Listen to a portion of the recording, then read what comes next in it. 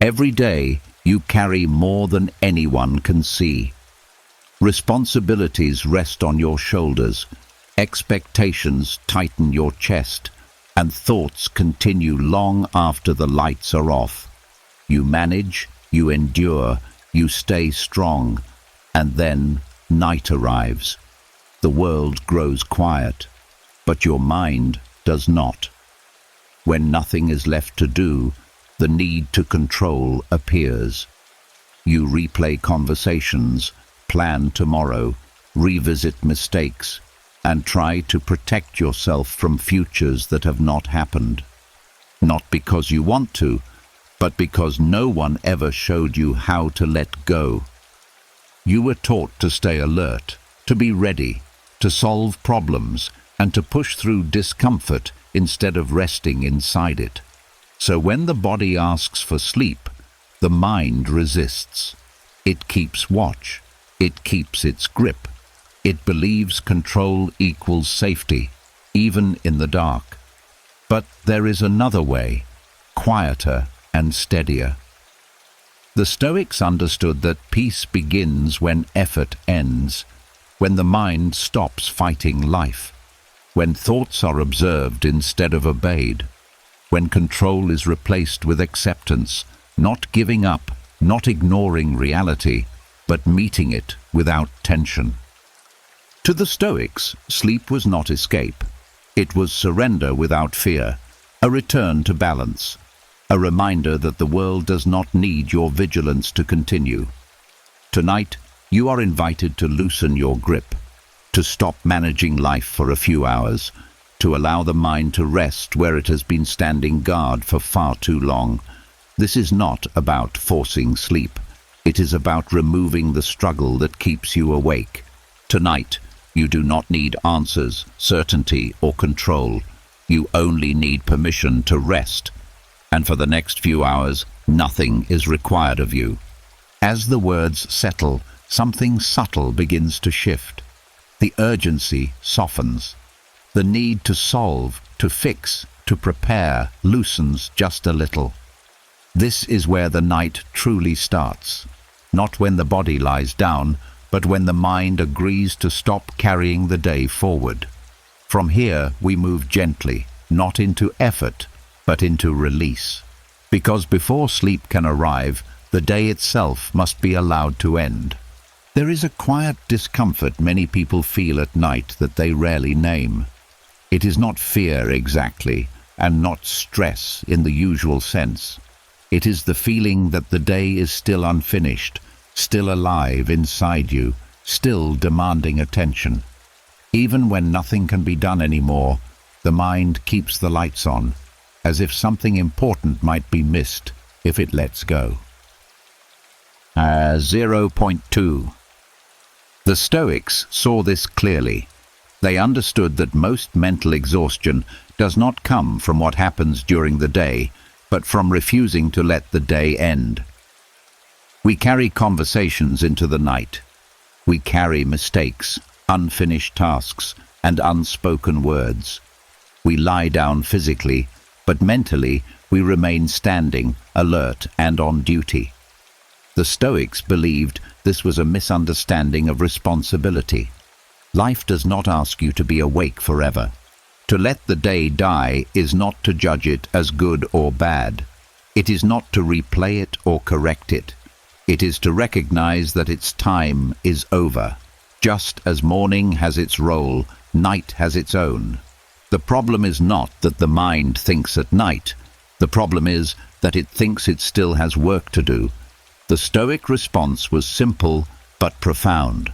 What belongs to today must stay with today. Many people resist this because they believe letting go means losing control or becoming careless. In truth, the opposite is happening. When you refuse to release the day, you blur the boundaries of your life. Work enters rest. Worry enters silence. Tomorrow steals from tonight. Over time, this constant overlap creates a feeling of never being finished, never being allowed to stop. The Stoics warned against this long before modern burnout had a name. They practiced something quiet and deliberate in the evening, a mental closing of the door, not with force, but with clarity. They would review the day briefly, not to punish themselves, but to acknowledge it. What was done was done. What was not done would wait. Then they would deliberately withdraw attention. This was not avoidance. It was respect for the natural rhythm of life. Letting the day die means accepting that no amount of thinking at night improves what has already passed. The mind often argues otherwise. It says one more thought will bring relief, one more review will bring peace. But the Stoics noticed that relief never comes from repetition. It comes from release. A thought loses power when it is no longer fed. #0.2. There is also something deeply human hidden in this practice. When you allow the day to end, you are admitting that you are finite, that you cannot do everything, that you are not responsible for holding the world together while you sleep. This can feel uncomfortable at first because control has become a habit. But beneath that discomfort is a surprising sense of relief, the realization that life continues even when you rest. The Stoics believed that rest is not something you earn by suffering enough during the day. It is something you allow by understanding your place in the larger order of things. You do your part while you are awake. Then you step back. The stars do not need supervision. Tomorrow will arrive without your planning it at midnight. This way of thinking changes how the body responds at night. When the mind truly accepts that the day is over, the nervous system follows. The subtle tension in the chest eases. The jaw loosens. Breathing slows without effort.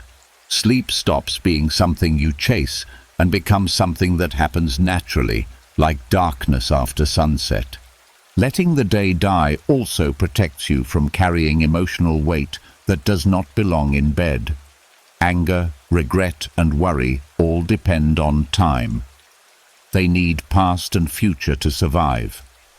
When you root yourself firmly in the present moment of night, they lose their ground. The Stoics did not try to erase emotions. They simply stopped giving them the stage when their role was finished. There is dignity in ending the day cleanly. Not perfectly, but cleanly. It is a quiet act of wisdom to say, "This is enough for now."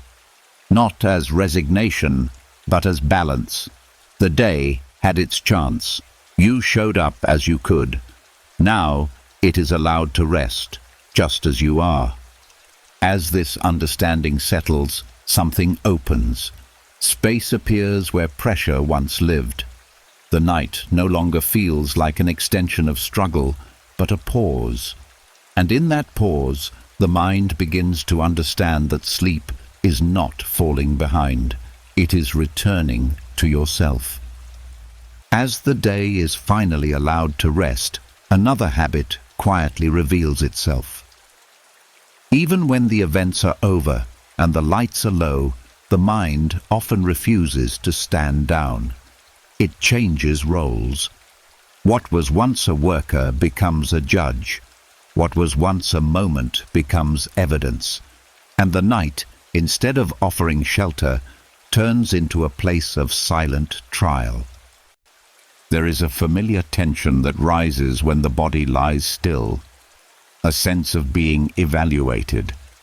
Thoughts line up like witnesses, words you spoke, moments you hesitated, things you should have said or done differently, all return not to help, but to accuse.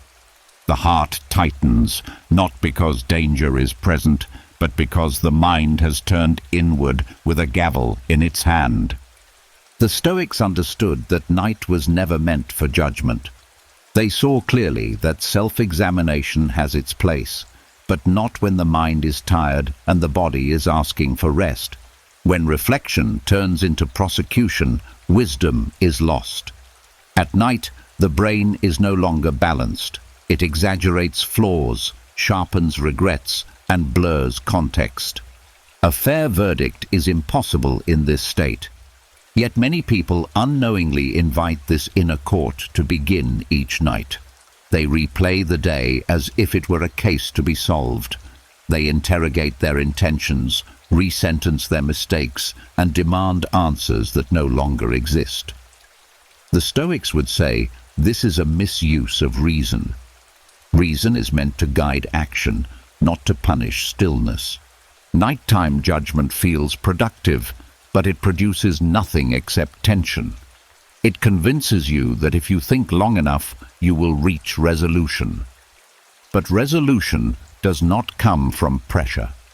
It comes from clarity, and clarity does not live in exhaustion. The Stoics believed that wisdom requires the right timing. Reflection belongs to daylight, when the mind is steady. Night belongs to restoration. There is also a deeper cost to turning night into a courtroom. When you judge yourself endlessly, you strengthen the habit of self-attack. Over time, the mind learns that quiet moments are dangerous because they invite criticism. This creates a subtle fear of stillness. Sleep becomes difficult, not because of thoughts themselves, but because of what those thoughts do to you. Hashed 0.2. The Stoics practiced a gentler approach. They separated responsibility from punishment. They believed you could acknowledge mistakes without reliving them. Growth did not require self-cruelty. In fact, they warned that harsh self-judgment weakens character rather than strengthening it. A mind that is constantly on trial becomes defensive, rigid, and tired. Night was treated as neutral ground, not a place to prove worth and not a place to relive failure. Simply a pause, a space where the self is not measured. When you remove judgment, thoughts lose their sharp edge. A memory may still appear, but it no longer carries a sentence. It becomes a passing image instead of a verdict. Another quiet truth the Stoics recognized is that most nighttime judgments are distorted. The mind isolates moments from their context. It forgets effort and remembers only outcome. It ignores limitations and demands perfection. This is not wisdom speaking. This is fatigue pretending to be insight. The Stoics trusted reason enough to know when not to use it. Releasing the courtroom mindset does not mean avoiding responsibility. It means placing it where it belongs. If something needs correction, it can wait until morning. The night does not need your conclusions. It does not ask you to define who you are. It only asks that you stop fighting yourself. When you allow the night to exist without judgment, the body responds. Muscles soften. Breathing deepens.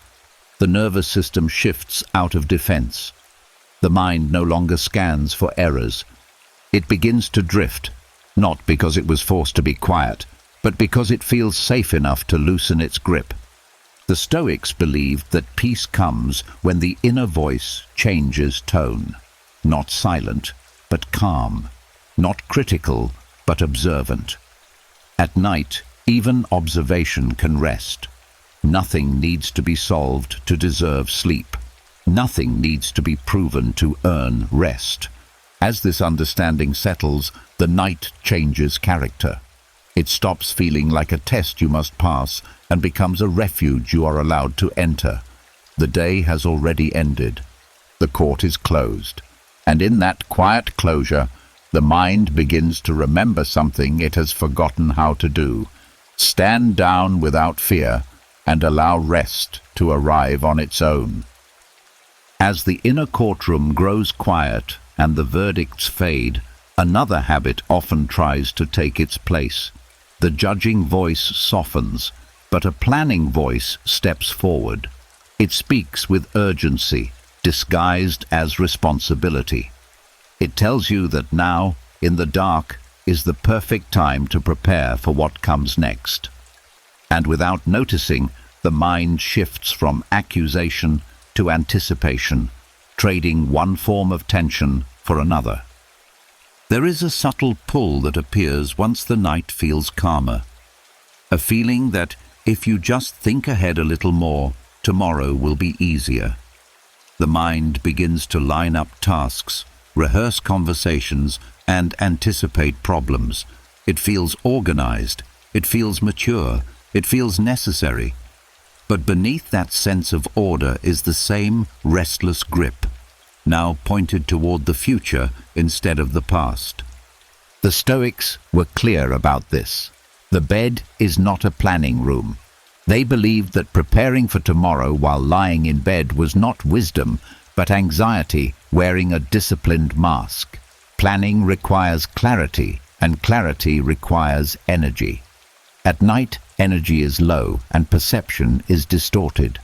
What feels like preparation is often just worry repeating itself with better language. The mind argues that if it does not plan now, it will forget something important. But the Stoics trusted a deeper truth. What truly matters will return to you when the time is right. The need to force memory at night is a sign of mistrust in yourself. It suggests that you believe your mind will fail unless you keep it on a tight leash. This belief keeps the nervous system alert when it should be resting. Preparing for tomorrow in bed also creates a quiet illusion of control. It gives the feeling that the future can be managed if only enough thought is applied. The Stoics rejected this idea. They understood that most of tomorrow is not shaped by tonight's thinking, but by tomorrow's actions. Planning without the ability to act is incomplete. It keeps the mind spinning without resolution. #0.2. There is also a cost to rehearsing the future at night. The brain begins to experience imagined events as real ones. Conversations that have not happened trigger emotional responses as if they already have. The body reacts with tension, shallow breathing, and alertness.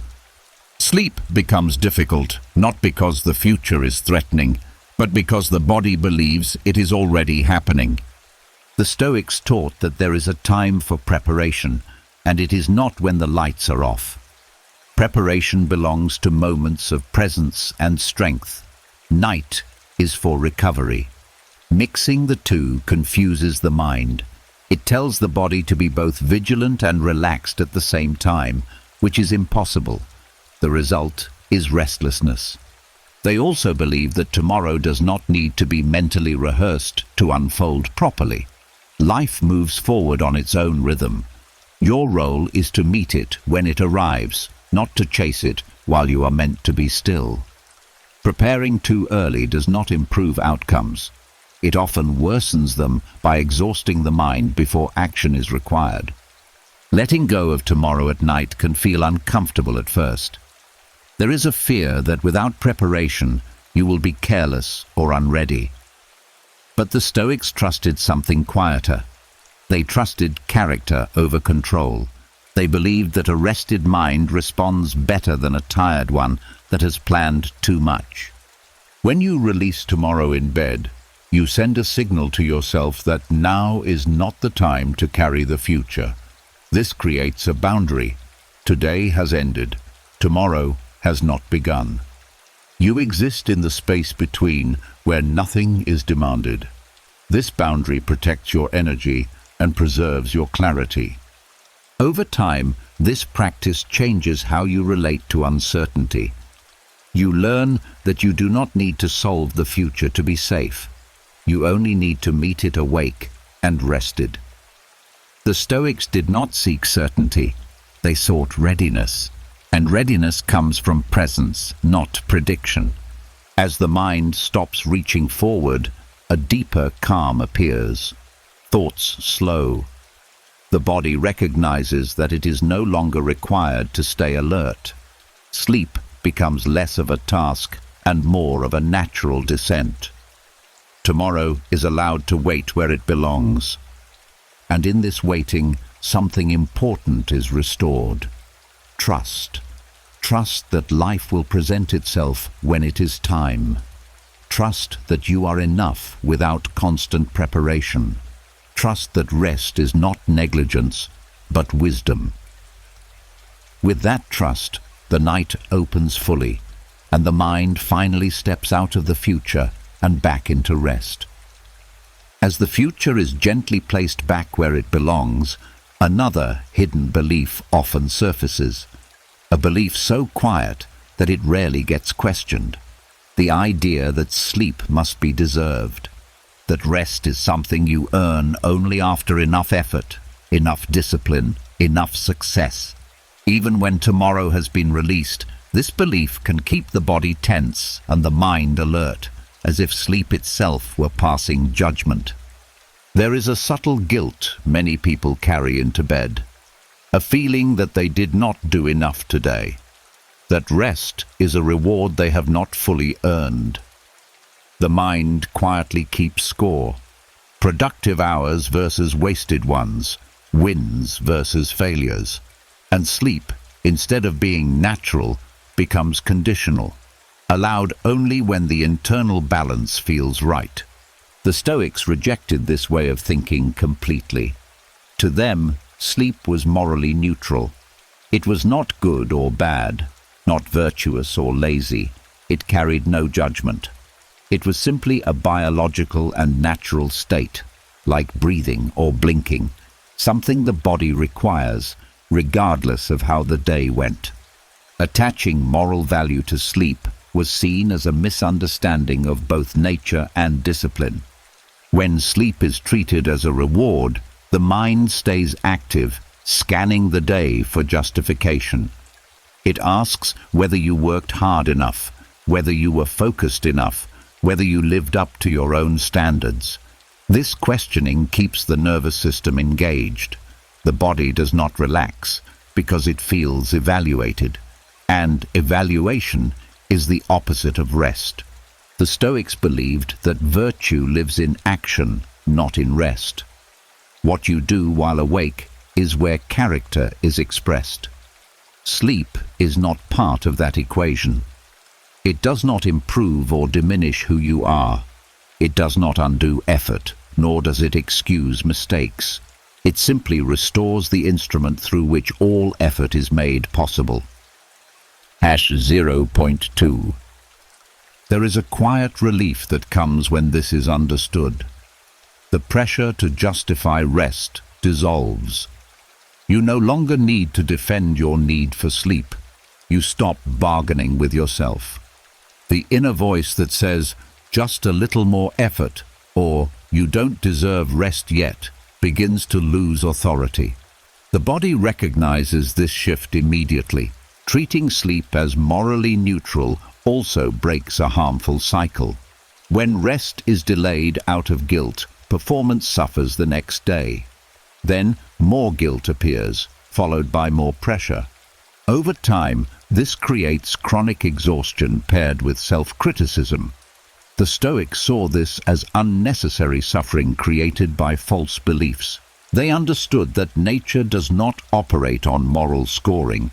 The sun does not rise because it earned the right. The body does not heal because it proved itself. Sleep comes because the body needs it. Resisting this truth does not make you stronger. It makes you tired. There is also something deeply calming about removing identity from sleep. You are not disciplined because you sleep less. You are not weak because you sleep more. These ideas are stories, not truths. The Stoics encouraged aligning with reality rather than narratives. Reality is simple. Rest supports clarity, restraint, and wisdom. When sleep is allowed without judgment, the mind stops arguing. There is nothing to win or lose, nothing to prove. The bed becomes a place of neutrality instead of evaluation.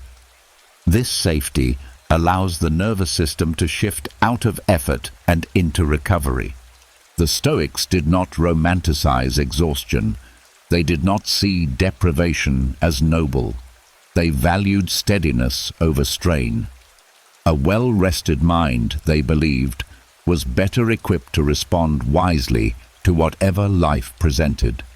Sleep was not an escape from responsibility, but a preparation for meeting it with balance. Letting go of moral judgment around sleep also softens self-talk. The voice inside becomes less harsh. Instead of criticism, there is permission. Instead of pressure, there is acceptance. This change alone can be enough to ease the body into rest.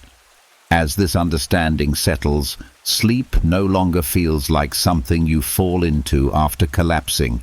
It becomes something you enter calmly, without resistance. The day does not need to justify it. Tomorrow does not need to demand it. Sleep stands on its own, neutral, natural, and necessary. And in that neutrality, the body finally receives the message it has been waiting for. Nothing is being measured right now. Nothing is being judged. Nothing is being decided. There is only rest. As sleep is released from judgment, another quiet tension often remains. Even when rest is allowed, even when the day is over and the future has been set aside, there is still a soft pull toward hope, a wishing, a silent request that tomorrow will be smooth, kind, successful, or painless. This desire seems harmless, even positive, yet it is one of the most overlooked sources of nighttime unease. There is a gentle pressure hidden inside wanting tomorrow to go well. It does not shout, it whispers. It says, if things turn out okay, then I can relax. And without realizing it, the mind stays alert, waiting for reassurance that does not exist yet. The body remains slightly tense, not because something is wrong now, but because something might be wrong later. The Stoics noticed this pattern long ago. They understood that the desire for a good tomorrow is still a form of attachment. It ties your peace to an outcome that is not under your control. Even when the desire is reasonable, even when it is optimistic, it keeps the mind leaning forward. And a mind that leans forward cannot fully rest. Wanting tomorrow to go well feels different from planning or worrying, but it produces a similar effect. It keeps attention focused on conditions that have not yet formed. The mind begins to rehearse best-case scenarios just as easily as worst-case ones. Both keep you awake, both keep you invested, both suggest that your peace depends on how life behaves next. 0.2. The Stoics did not teach pessimism. They did not expect things to go badly. What they taught was something more subtle, emotional neutrality toward outcomes before they arrive. They believed that meeting life as it comes is wiser than hoping it will arrive in a certain shape. Hope, when attached to outcomes, quietly becomes tension. There is also a misunderstanding hidden inside this desire, the belief that if tomorrow goes well, you will finally feel at ease. The Stoics observed that this feeling rarely lasts. When one day goes well, the mind simply moves on to the next expectation.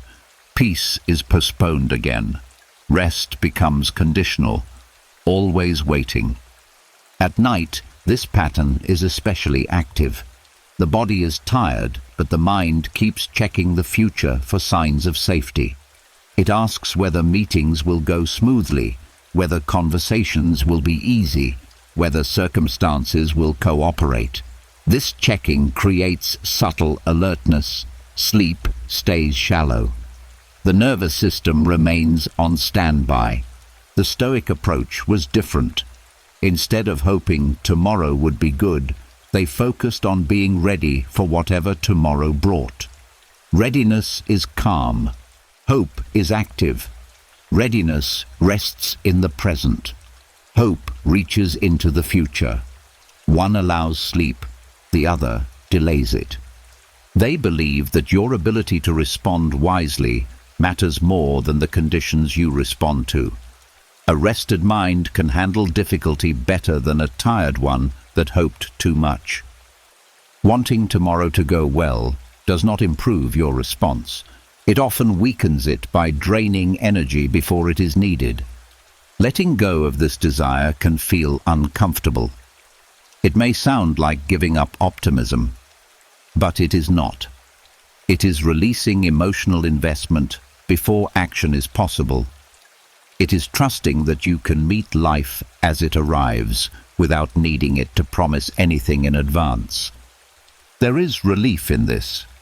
When you stop asking tomorrow to behave, you stop monitoring it. When you stop monitoring it, your body recognizes that vigilance is no longer required. The breath deepens, muscles soften, the mind loses its reason to stay awake.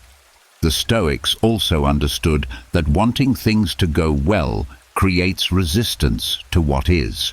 At night, what is happening is rest. When attention is pulled forward, rest is interrupted. By accepting that tomorrow does not need to be good for tonight to be peaceful, you separate rest from outcome. This does not mean you expect the worst. It means you expect reality. Reality is unpredictable, and that unpredictability does not need to be solved at midnight. The Stoics trusted that life unfolds moment by moment, not all at once in the mind. When the desire for a good tomorrow fades, something steadier takes its place. Acceptance. Not passive acceptance, but grounded presence. You stop leaning into the future and settle back into the body. Sleep no longer waits for reassurance. It arrives because resistance has ended. As this settles, the night becomes lighter. There is nothing to wish for, nothing to secure, nothing to negotiate. Tomorrow is allowed to arrive on its own terms, and tonight is finally free to be what it already is, a place where nothing needs to go well for you to rest. As the hope for tomorrow loosens its grip, another concern often rises quietly. If you stop caring about outcomes, if you stop leaning into the future, what happens to your emotions? Many people fear that letting go will make them cold, distant, or disconnected. They worry that calm means numbness and that peace comes at the cost of feeling alive. This fear keeps the mind half attached, half resistant, unable to fully rest. There is a subtle confusion between indifference and emptiness. Indifference, as the Stoics understood it, was never about shutting down the heart. It was about placing emotions where they belong. At night, emotions do not need to be solved, expressed, or intensified. They need space. The Stoics believed that giving emotions space is not the same as denying them. In fact, it is often the most respectful thing you can do. 0.2. Nighttime indifference begins with understanding timing. Emotions have their own rhythm. During the day, they inform action, connection, and choice. At night, when action is no longer possible, emotions lose their purpose. Holding on to them after their role has ended only creates tension. The Stoics saw this clearly. They did not suppress emotion. They postponed engagement until the right moment. Many people confuse emotional engagement with emotional health. They believe that if they stop feeling something strongly, they are avoiding it. But the Stoics noticed that constant engagement actually dulls emotion over time. When feelings are overworked, they become exhausting instead of meaningful. Indifference at night protects emotional depth by allowing feelings to rest. This kind of indifference is gentle. It does not push thoughts away. It does not argue with memories.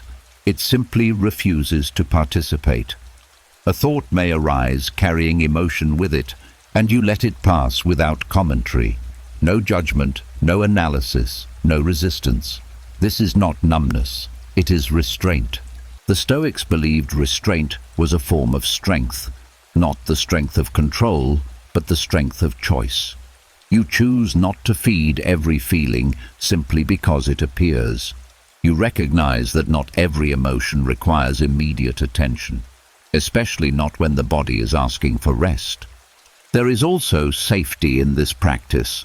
When the mind learns that emotions will not be forced or examined at night, it relaxes. It stops presenting them so aggressively. Over time, emotions become less intrusive because they trust they will be met later in daylight with clarity. This approach also changes how emotions feel in the body. Instead of tightening around them, you allow them to float.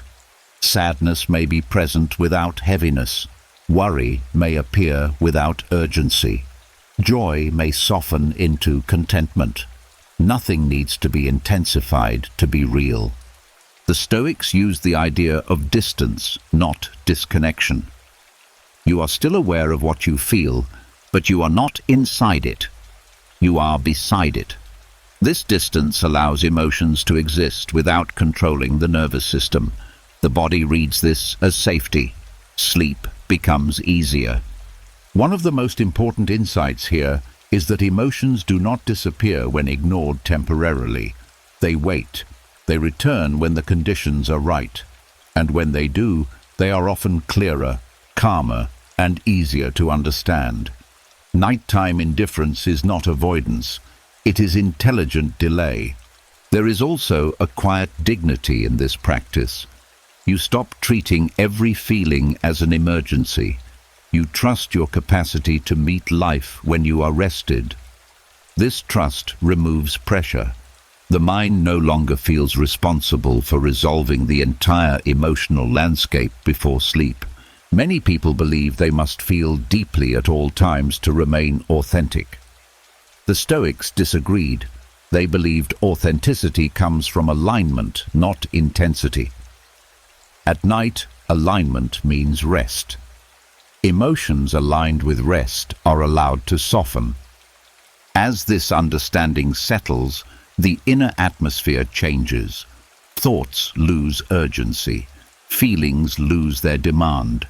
You remain present without being pulled, awake without being tense, calm without being empty. This is the balance the Stoics pointed toward. Caring without clinging, feeling without drowning, letting the heart stay open while allowing the mind to rest. In this balance, sleep arrives not as collapse, but as a natural continuation of peace. And as the body drifts, emotions follow, not because they were silenced, but because they were finally allowed to be still.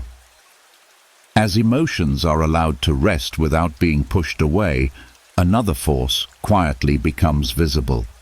It has been present all along, shaping thoughts, tightening the body, and keeping the mind alert even when nothing is happening. This force does not announce itself as anxiety. It often feels like responsibility, like vigilance, like care.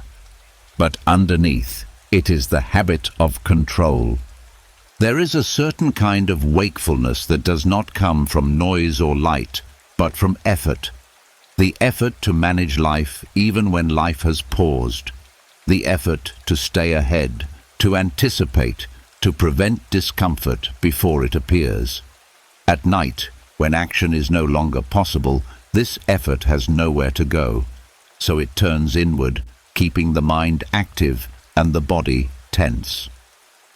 Tasht 0.2.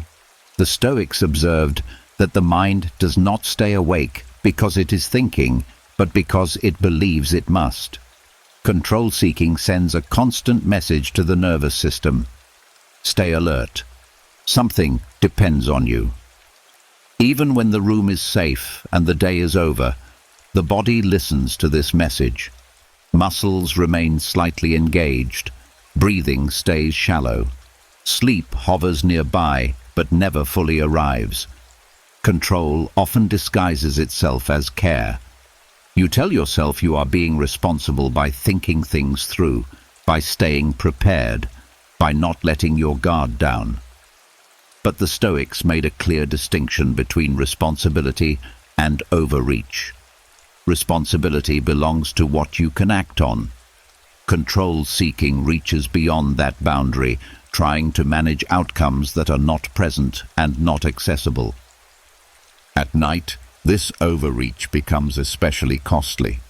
The mind scans for loose ends. It looks for certainty. It tries to lock the future into place. This constant scanning creates micro-alerts in the body. The brain releases stress signals not because danger exists, but because it is being asked to control what cannot be controlled. The Stoics believed that wakefulness caused by control is a misunderstanding of strength. True strength, to them, was knowing when to act and when to stand down. Night is a standing down period. When control does not step aside, it conflicts with the natural order of rest. The body wants to shut systems down. Control keeps them running. There is also a deeper layer to this habit. Control-seeking often comes from fear of vulnerability. Sleep requires trust. Trust that nothing terrible will happen if you stop watching. Trust that you can respond when needed. Trust that life does not require constant supervision. When trust is weak, control steps in. And when control steps in, sleep steps back. The Stoics trained themselves to recognize this pattern. They noticed that the more they tried to control internal states, the more restless they became. Trying to force calm creates tension. Trying to force sleep creates alertness. Control is effort, and effort signals the body to stay awake. Letting go of control at night does not mean becoming careless. It means recognizing limits. You cannot solve life at midnight. You cannot manage tomorrow from bed. The Stoics saw wisdom in respecting these limits. They believed peace comes not from controlling more, but from demanding less of yourself when nothing is required. There is relief when control loosens. The mind no longer needs to hold everything together.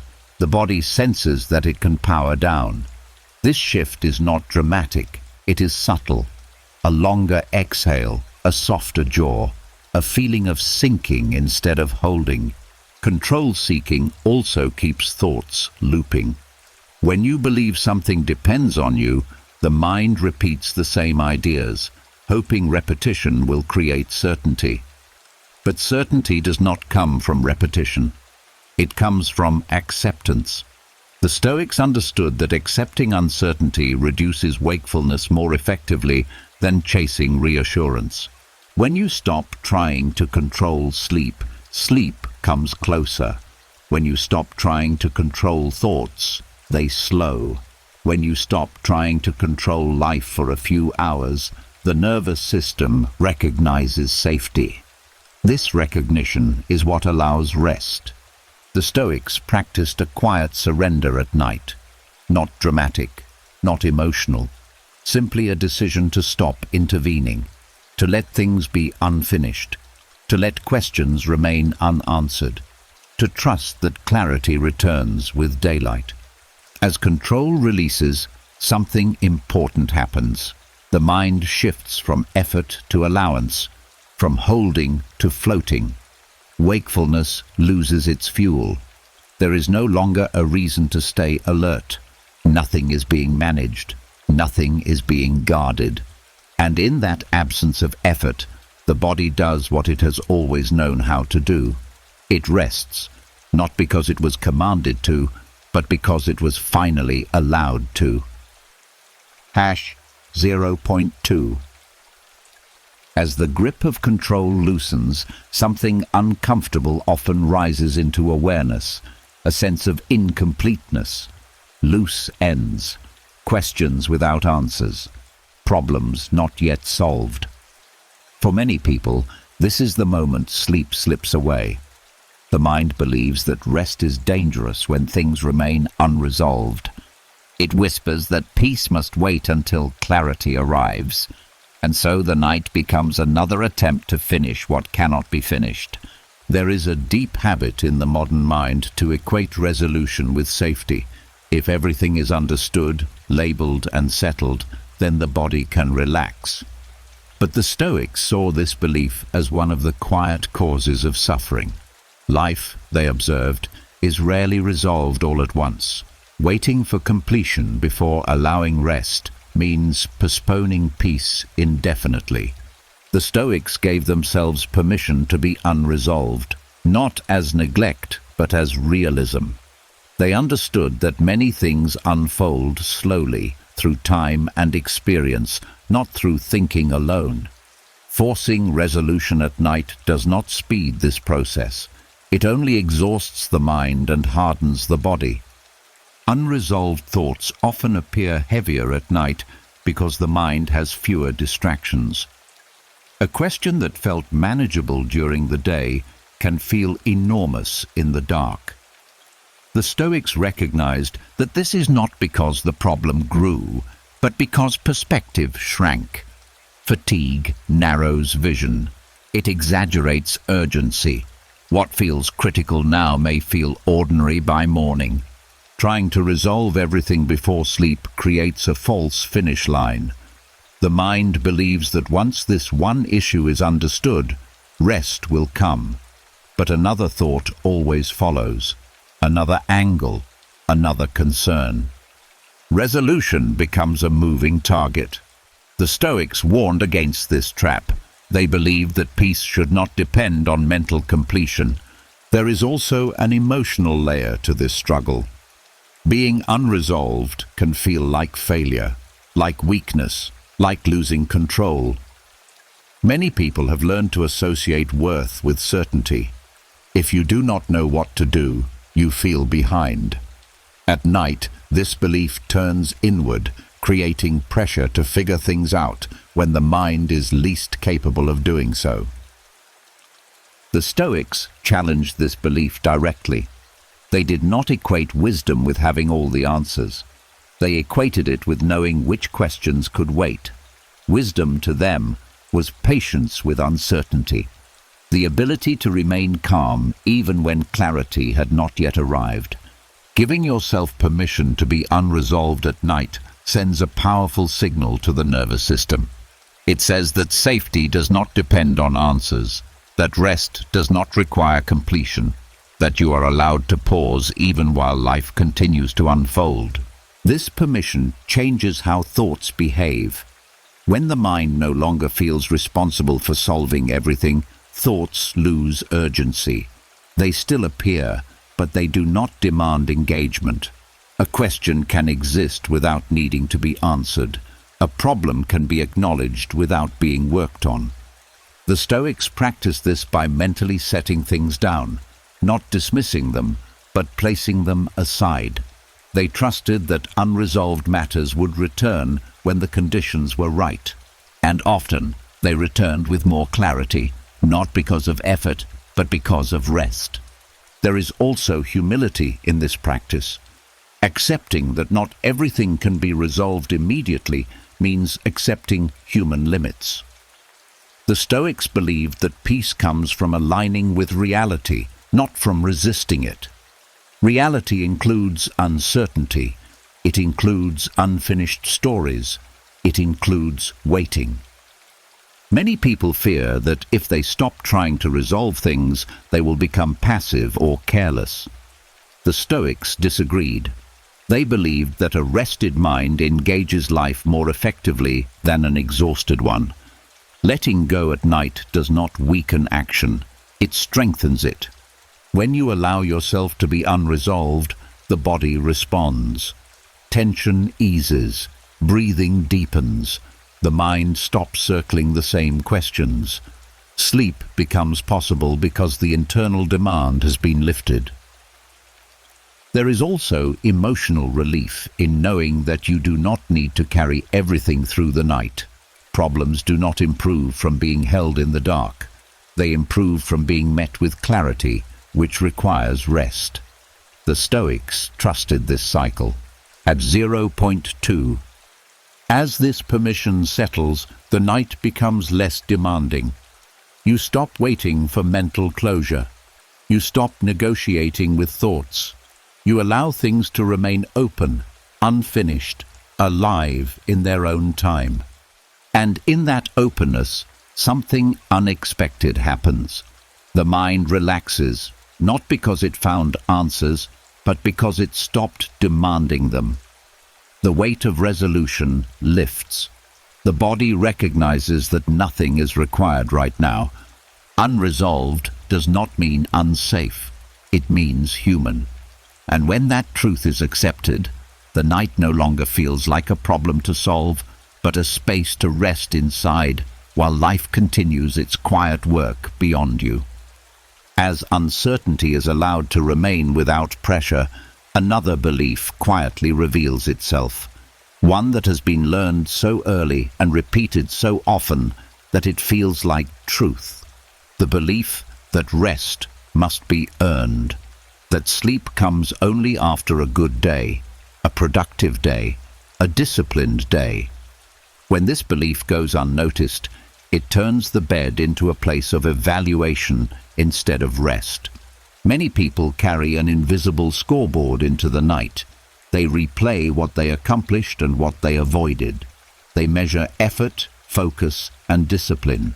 If the score feels high enough, rest feels permitted. If not, the body lies still, but the mind stays tense, as if sleep itself were something that could be taken away for poor performance. The Stoics did not see life this way.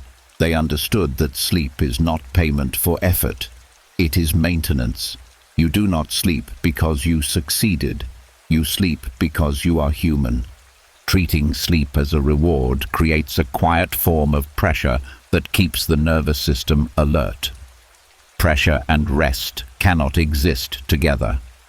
When sleep becomes conditional, the body stays in a state of readiness. It feels evaluated. Even in stillness, there is a sense of needing to justify rest. This is why some people feel more awake on days they judge as unproductive. The mind keeps trying to correct the day instead of letting it end. The Stoics believed that virtue is practiced while awake, not proven through exhaustion. A good day does not earn sleep. A difficult day does not disqualify you from it. Rest does not approve or disapprove of your choices. It restores the capacity to make better ones. There is also a hidden cruelty in turning sleep into a reward. It punishes you twice. First for having a hard or unproductive day, and again by withholding rest. The Stoics saw this as unnecessary suffering created by false rules. Nature does not operate on punishment systems. It operates on balance. Sleep deprivation does not build character. It erodes it. A tired mind is less patient, less clear, and more reactive. The Stoics valued steadiness. They understood that wisdom requires a rested foundation.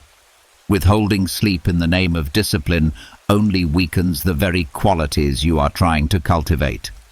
Many people fear that if they allow sleep freely, they will become lazy or careless. The Stoics rejected this fear. They believed that true discipline comes from intention, not deprivation. Rest supports discipline by restoring clarity and restraint. Exhaustion undermines both. When sleep is no longer tied to performance, the night changes. The internal audit stops. There is nothing to prove. The mind no longer needs to defend rest.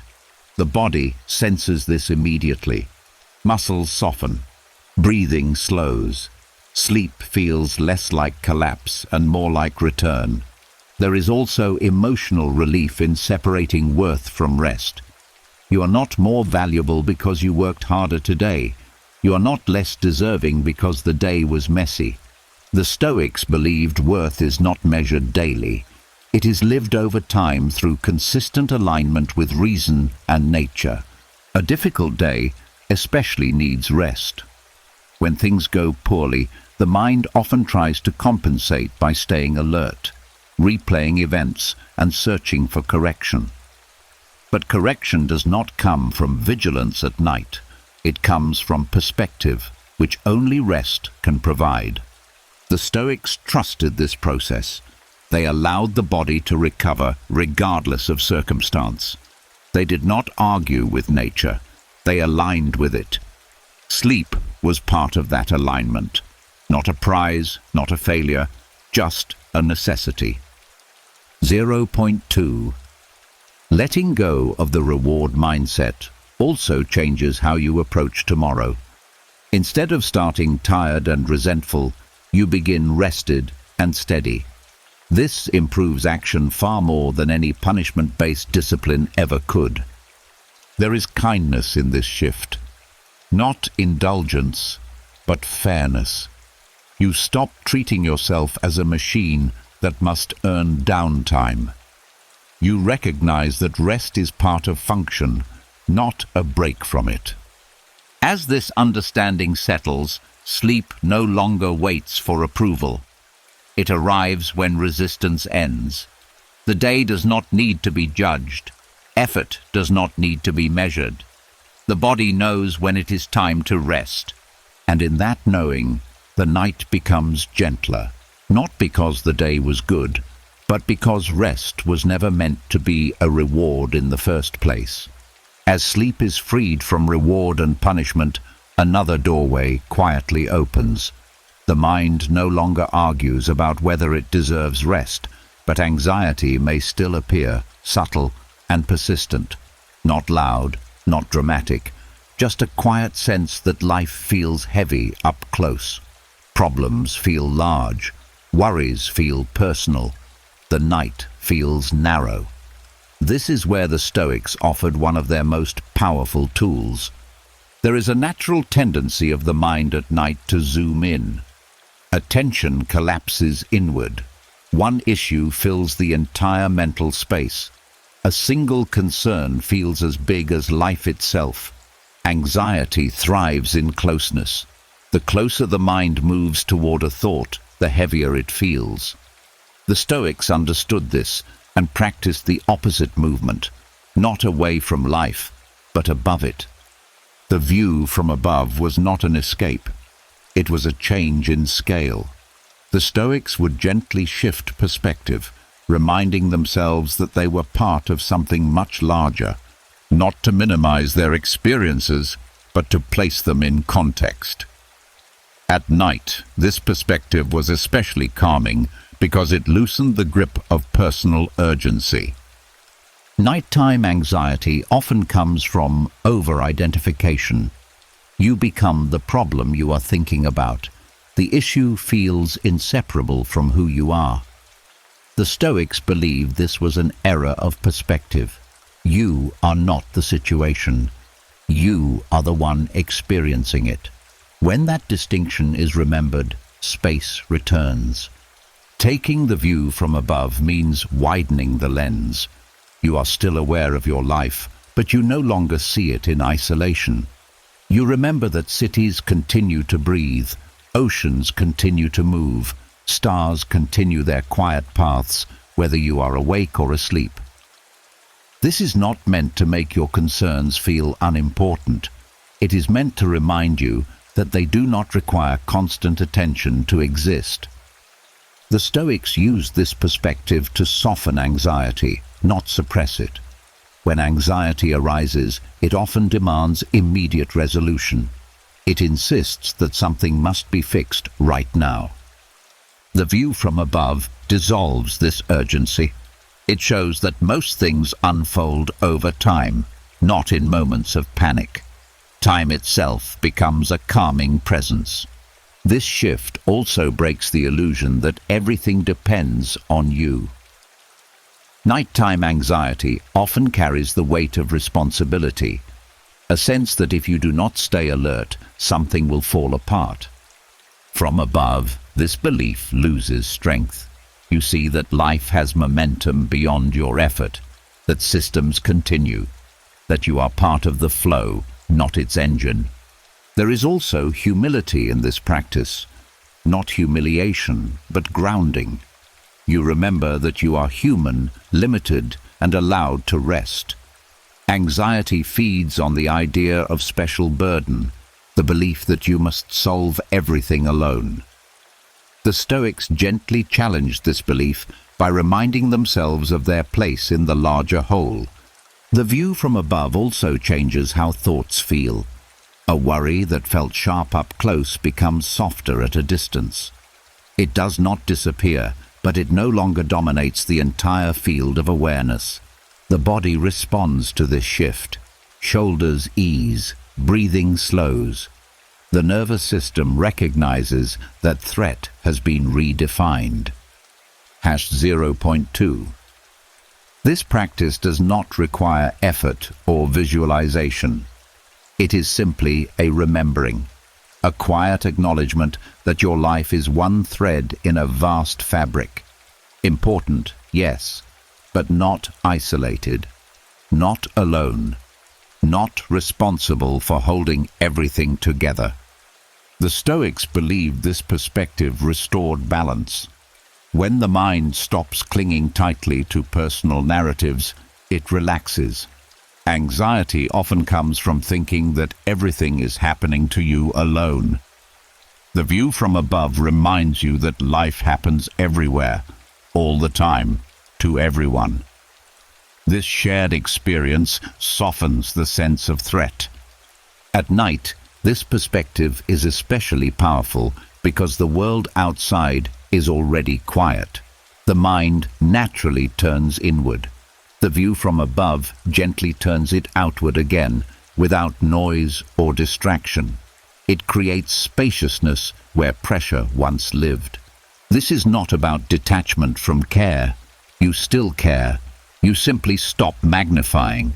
You allow concerns to exist without enlarging them beyond their true size. The Stoics believed that wisdom often lies in correct proportion. As this perspective settles, anxiety loses its grip, not because it was fought, but because it was outgrown. The mind no longer needs to stay alert to protect a narrow world. It rests inside something wider. And in that wideness, the night feels different, less heavy, less urgent, more spacious. You are still here. Your life still matters, but it no longer needs to be carried so tightly. From this place, sleep does not feel like escape. It feels like trust. Trust that the world continues. Trust that you belong to it. Trust that you can rest while life quietly carries on above, below, and beyond you. As the mind settles into a wider perspective, something else becomes noticeable. Even with space, even with calm, thoughts still appear. Some drift through gently. Others circle back again and again, repeating themselves with slight variations. This is where many people feel trapped, not anxious exactly, but stuck. The same ideas returning, the same questions reopening, the same mental paths being walked until sleep feels distant. Overthinking at night has a particular quality. It is not active problem solving. It is circular. The mind moves without arriving. Each thought promises clarity, but leads back to the same place. The Stoics recognized this pattern and treated it differently from useful thinking. They understood that not all thought deserves attention. The mistake most people make is trying to argue with these loops. They push back, correct themselves, explain, reason. This only feeds the cycle. Overthinking survives on engagement. The more you respond, the more it returns. The Stoics saw that the exit is not force, but withdrawal. They believed that the mind does not need to be convinced to stop. It needs to be uninterested. When a thought appears and is not followed, not resisted, not judged, it weakens. Like a fire without fuel, it fades on its own. This was the Stoic exit. Overthinking often feels urgent because it presents itself as important. It tells you this thought matters, that ignoring it would be careless. The Stoics taught discernment. They asked one simple question: can anything be done about this right now? If the answer was no, engagement ended, not because the issue was dismissed, but because timing matters. Nighttime thinking is rarely actionable. The body is still. Tools are unavailable. Conversations cannot happen. Decisions cannot be implemented. The Stoics believed reason should serve reality, not fantasy. Thinking without the possibility of action was seen as misuse of energy. Another reason overthinking persists is identity. The mind believes it must think to be responsible, intelligent, or safe. The Stoics challenged this belief. They understood that rest is also a form of responsibility. A tired mind makes poorer judgments. Choosing not to think is sometimes the most rational choice. The Stoic exit from loops also involves recognizing repetition.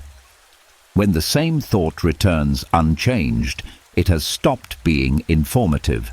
It has become noise. The Stoics did not waste attention on noise. Attention was a resource, and night was not the time to spend it recklessly. 0.2. There is also a physical aspect to this practice. Overthinking keeps the body in subtle motion. Small muscle tensions, shallow breath, alert posture. When engagement stops, the body notices. The nervous system begins to downshift. Thought slows because the body is no longer supporting alertness. The Stoics did not try to empty the mind. They allowed thoughts to exist without participation. A thought could pass like a sound in the distance, heard but not followed. This passive awareness creates distance without struggle. Overthinking loops often collapse when you stop asking them to lead somewhere. When a thought arises and you do not expect resolution, it loses purpose. The Stoics trusted that clarity comes when the mind is rested, not when it is pressured. There is patience in this approach, not impatience with thoughts, but patience with yourself. You do not need to fix your mind before sleeping. You do not need to understand everything. You only need to stop feeding what is already exhausted. The Stoics believe that wisdom includes knowing when thought has done its job. During the day, thinking guides action. At night, action is paused. Thought can pause too. This is not avoidance. It is alignment with the rhythm of life. When this alignment happens, something shifts. Thoughts still appear, but they no longer form chains. One thought does not pull the next. The mind becomes spacious again, not empty, but quiet. This quiet is not forced. It emerges naturally when effort ends. Overthinking does not stop because it was defeated, but because it was no longer needed. The mind recognizes that nothing depends on its activity right now. As this recognition settles, sleep draws closer. Not suddenly, not dramatically, but steadily. The body softens into stillness. Awareness becomes lighter. Thought loses its grip. The Stoic exit from overthinking is simple but not easy at first. It asks for restraint instead of control, trust instead of effort, withdrawal instead of engagement. And when you practice it, night changes. The mind no longer feels like a maze. Thoughts come and go without trapping you inside them. There is a sense of standing aside, watching the mind unwind. In that unwinding, sleep arrives not as collapse, but as release. The loops have no one left to hold them together, and without effort, without struggle, the mind finally lets go and rests. As the mind learns how to step out of loops instead of fighting them, another habit quietly tries to take their place. It feels more noble, more disciplined, more respectable. The urge to improve yourself right before sleep, to become better, smarter, more prepared. It sounds harmless, even virtuous, but at night, This urge often becomes one of the most subtle obstacles to rest. There is a certain pressure hidden inside self-improvement thoughts. A feeling that you should be doing more with your time, even when the day has ended. The mind starts reviewing habits, setting goals, correcting flaws, and planning how to become a better version of yourself tomorrow. It feels productive, but the body does not experience it that way. The body experiences it as effort. The Stoics were cautious about this impulse. They valued growth deeply, but they also understood timing. Improvement belongs to moments of strength and clarity. Night is not such a moment. At night, the mind is tired, the nervous system is sensitive, and the ability to judge fairly is reduced. Trying to refine yourself in this state often turns into self-criticism disguised as ambition. Self-improvement at night keeps the mind future-focused. It asks questions that cannot be acted on now. How can I do better? What should I change? What am I doing wrong? These questions demand answers, and unanswered demands keep the brain alert. The Stoics believed that improvement without action is not progress.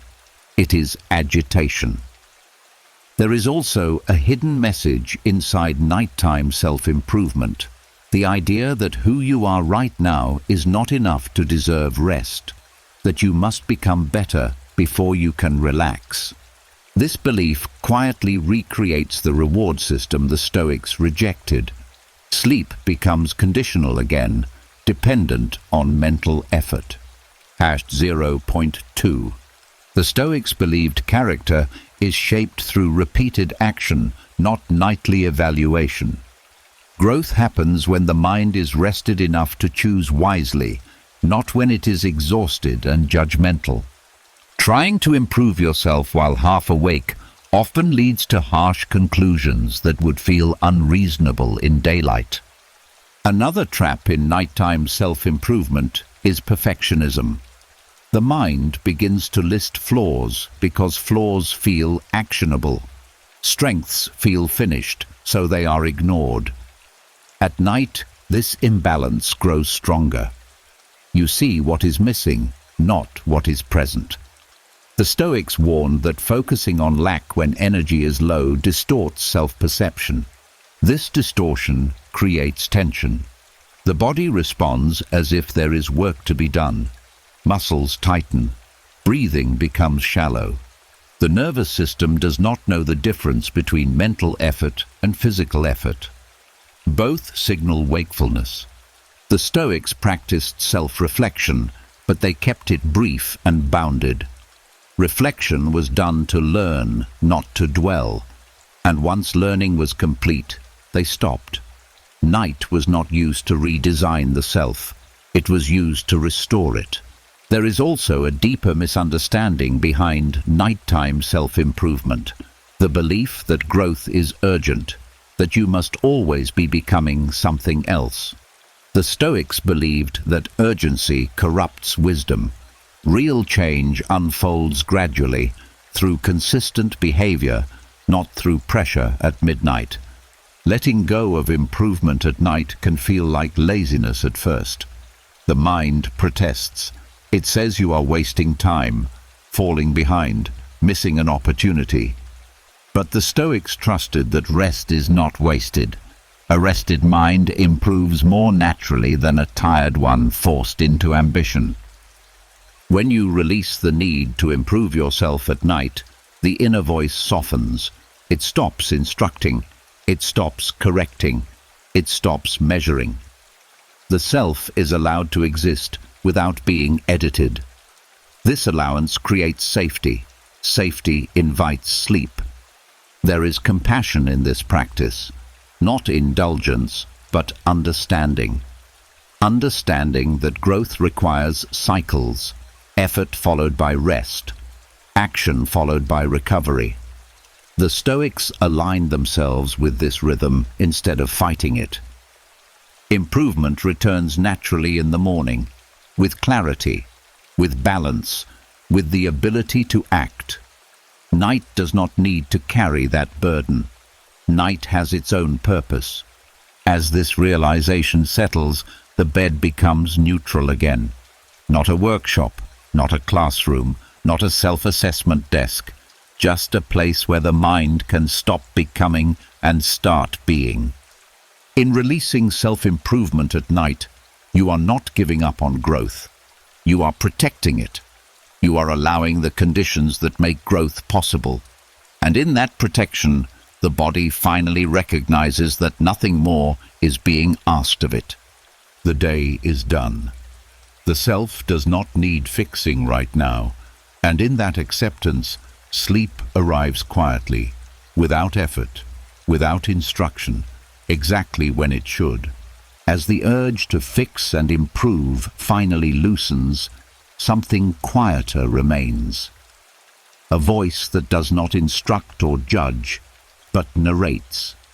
It tells a story about who you are, what today meant, and where your life is going.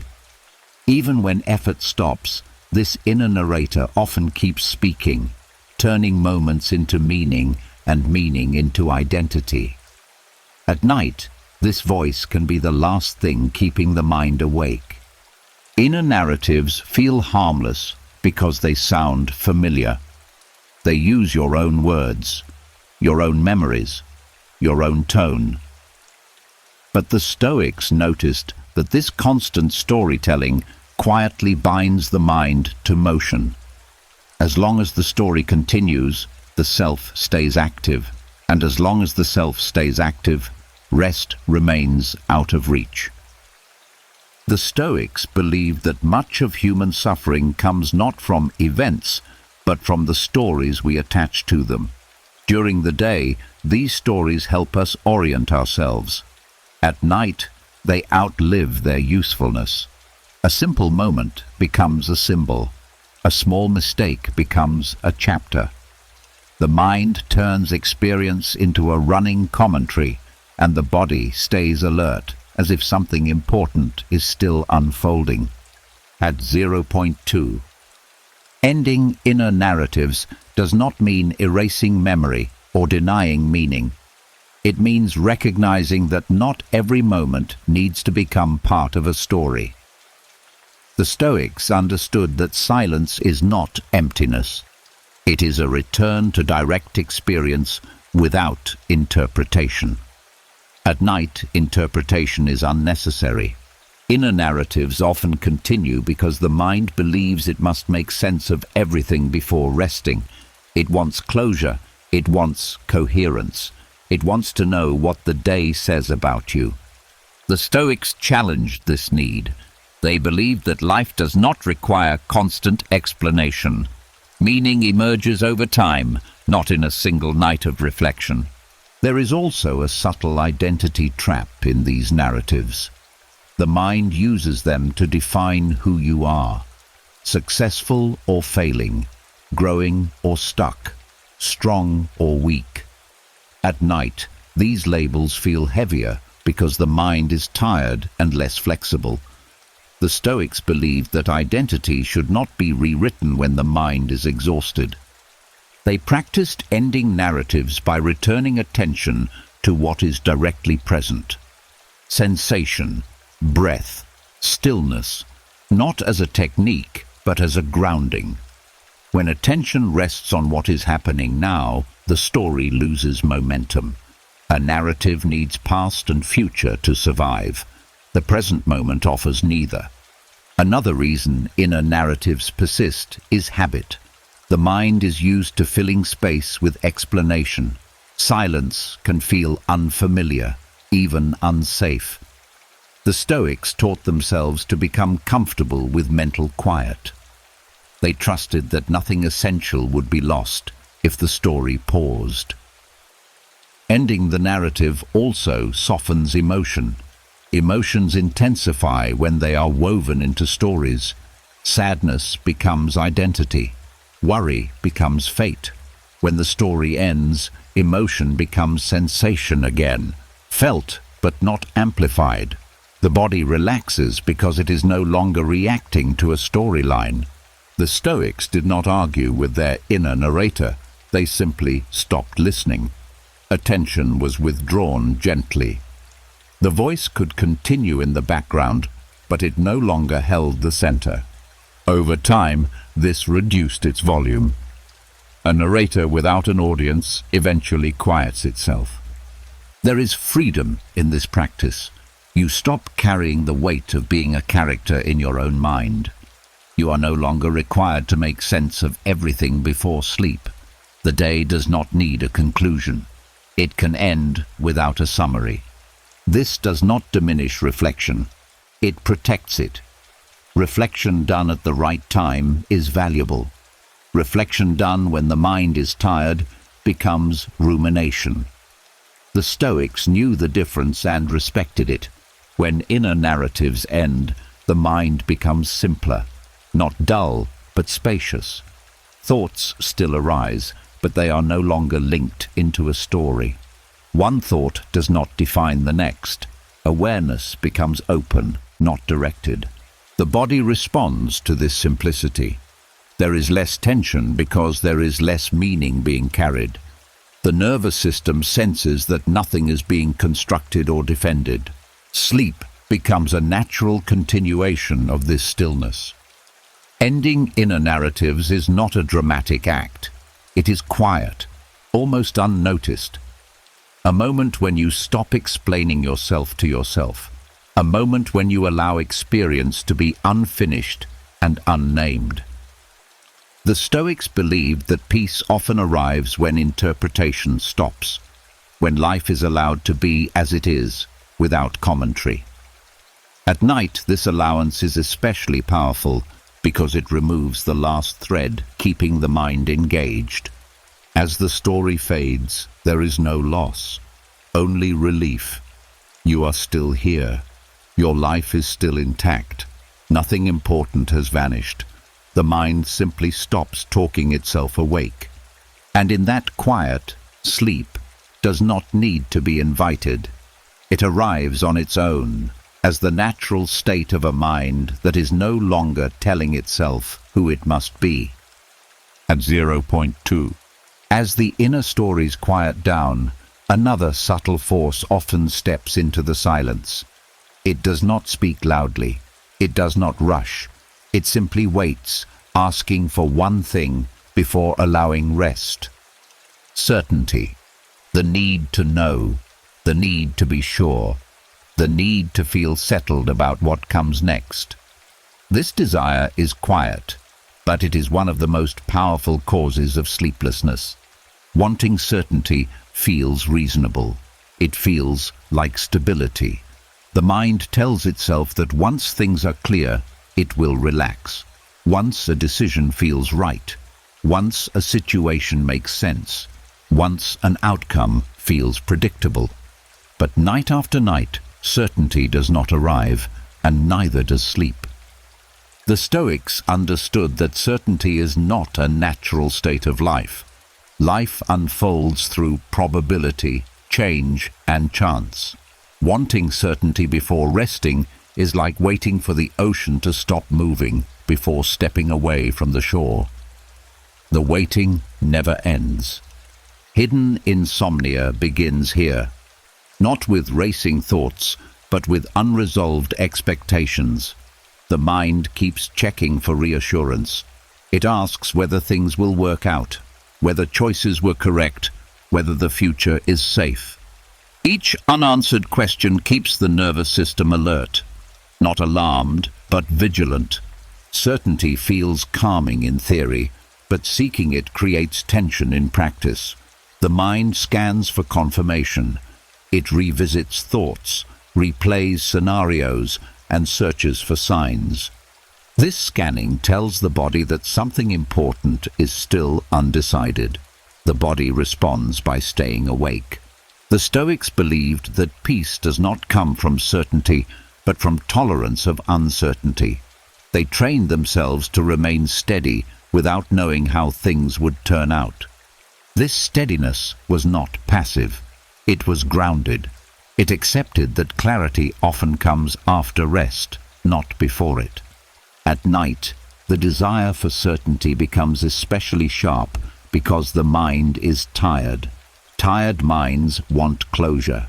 They want things to feel complete. But fatigue reduces perspective. What feels uncertain now may feel obvious in the morning. The Stoics trusted daylight for decisions and night for recovery. Another reason certainty disrupts sleep is control. Certainty gives the illusion of control. If you know what will happen, you feel prepared. But most of life does not offer guarantees. Seeking certainty where it does not exist keeps the mind chasing something it cannot catch. The Stoics did not try to remove uncertainty. They removed their dependence on it. They stopped requiring answers before allowing peace. This was a profound shift. It meant accepting that some questions do not need immediate resolution, especially not at night. Wanting certainty also ties peace to thought. The belief that if you think enough, you will feel calm. But calm does not come from thinking, it comes from stopping. The Stoics observed that excessive thinking increases doubt rather than reducing it. Each thought opens another question. Each question delays rest. There is also emotional safety hidden in certainty. Knowing feels safer than not knowing. But the Stoics noticed that safety built on certainty is fragile. When certainty breaks, peace collapses with it. They chose a stronger foundation, acceptance of not knowing. This acceptance does not mean giving up. It means recognizing timing. Night is not the moment to resolve uncertainty. It is the moment to set it down. The Stoics trusted that clarity emerges when the mind is rested, not pressured. Letting go of certainty at night can feel uncomfortable at first. There is a sense of exposure, a feeling of leaving things open. But with that openness comes relief. The mind no longer needs to monitor unanswered questions. The body recognizes that vigilance is no longer required. This shift also changes the relationship with thoughts. Instead of demanding answers, you allow questions to exist. They lose their sharpness. They become background noise rather than urgent signals. Sleep becomes possible because nothing is demanding resolution. The Stoics practiced reminding themselves of one simple truth. Not knowing does not mean danger. It means reality. Life has always moved forward without full certainty. Rest does not require guarantees.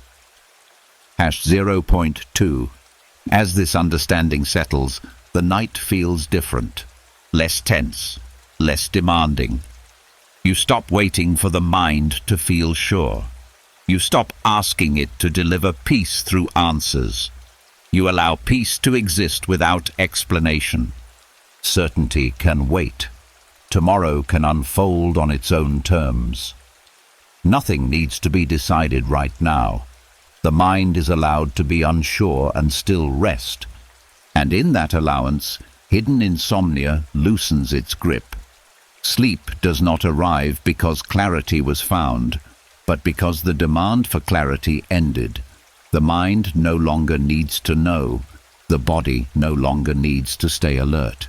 Uncertainty remains, but it no longer stands in the way. It simply exists alongside rest. And for the first time, that is enough.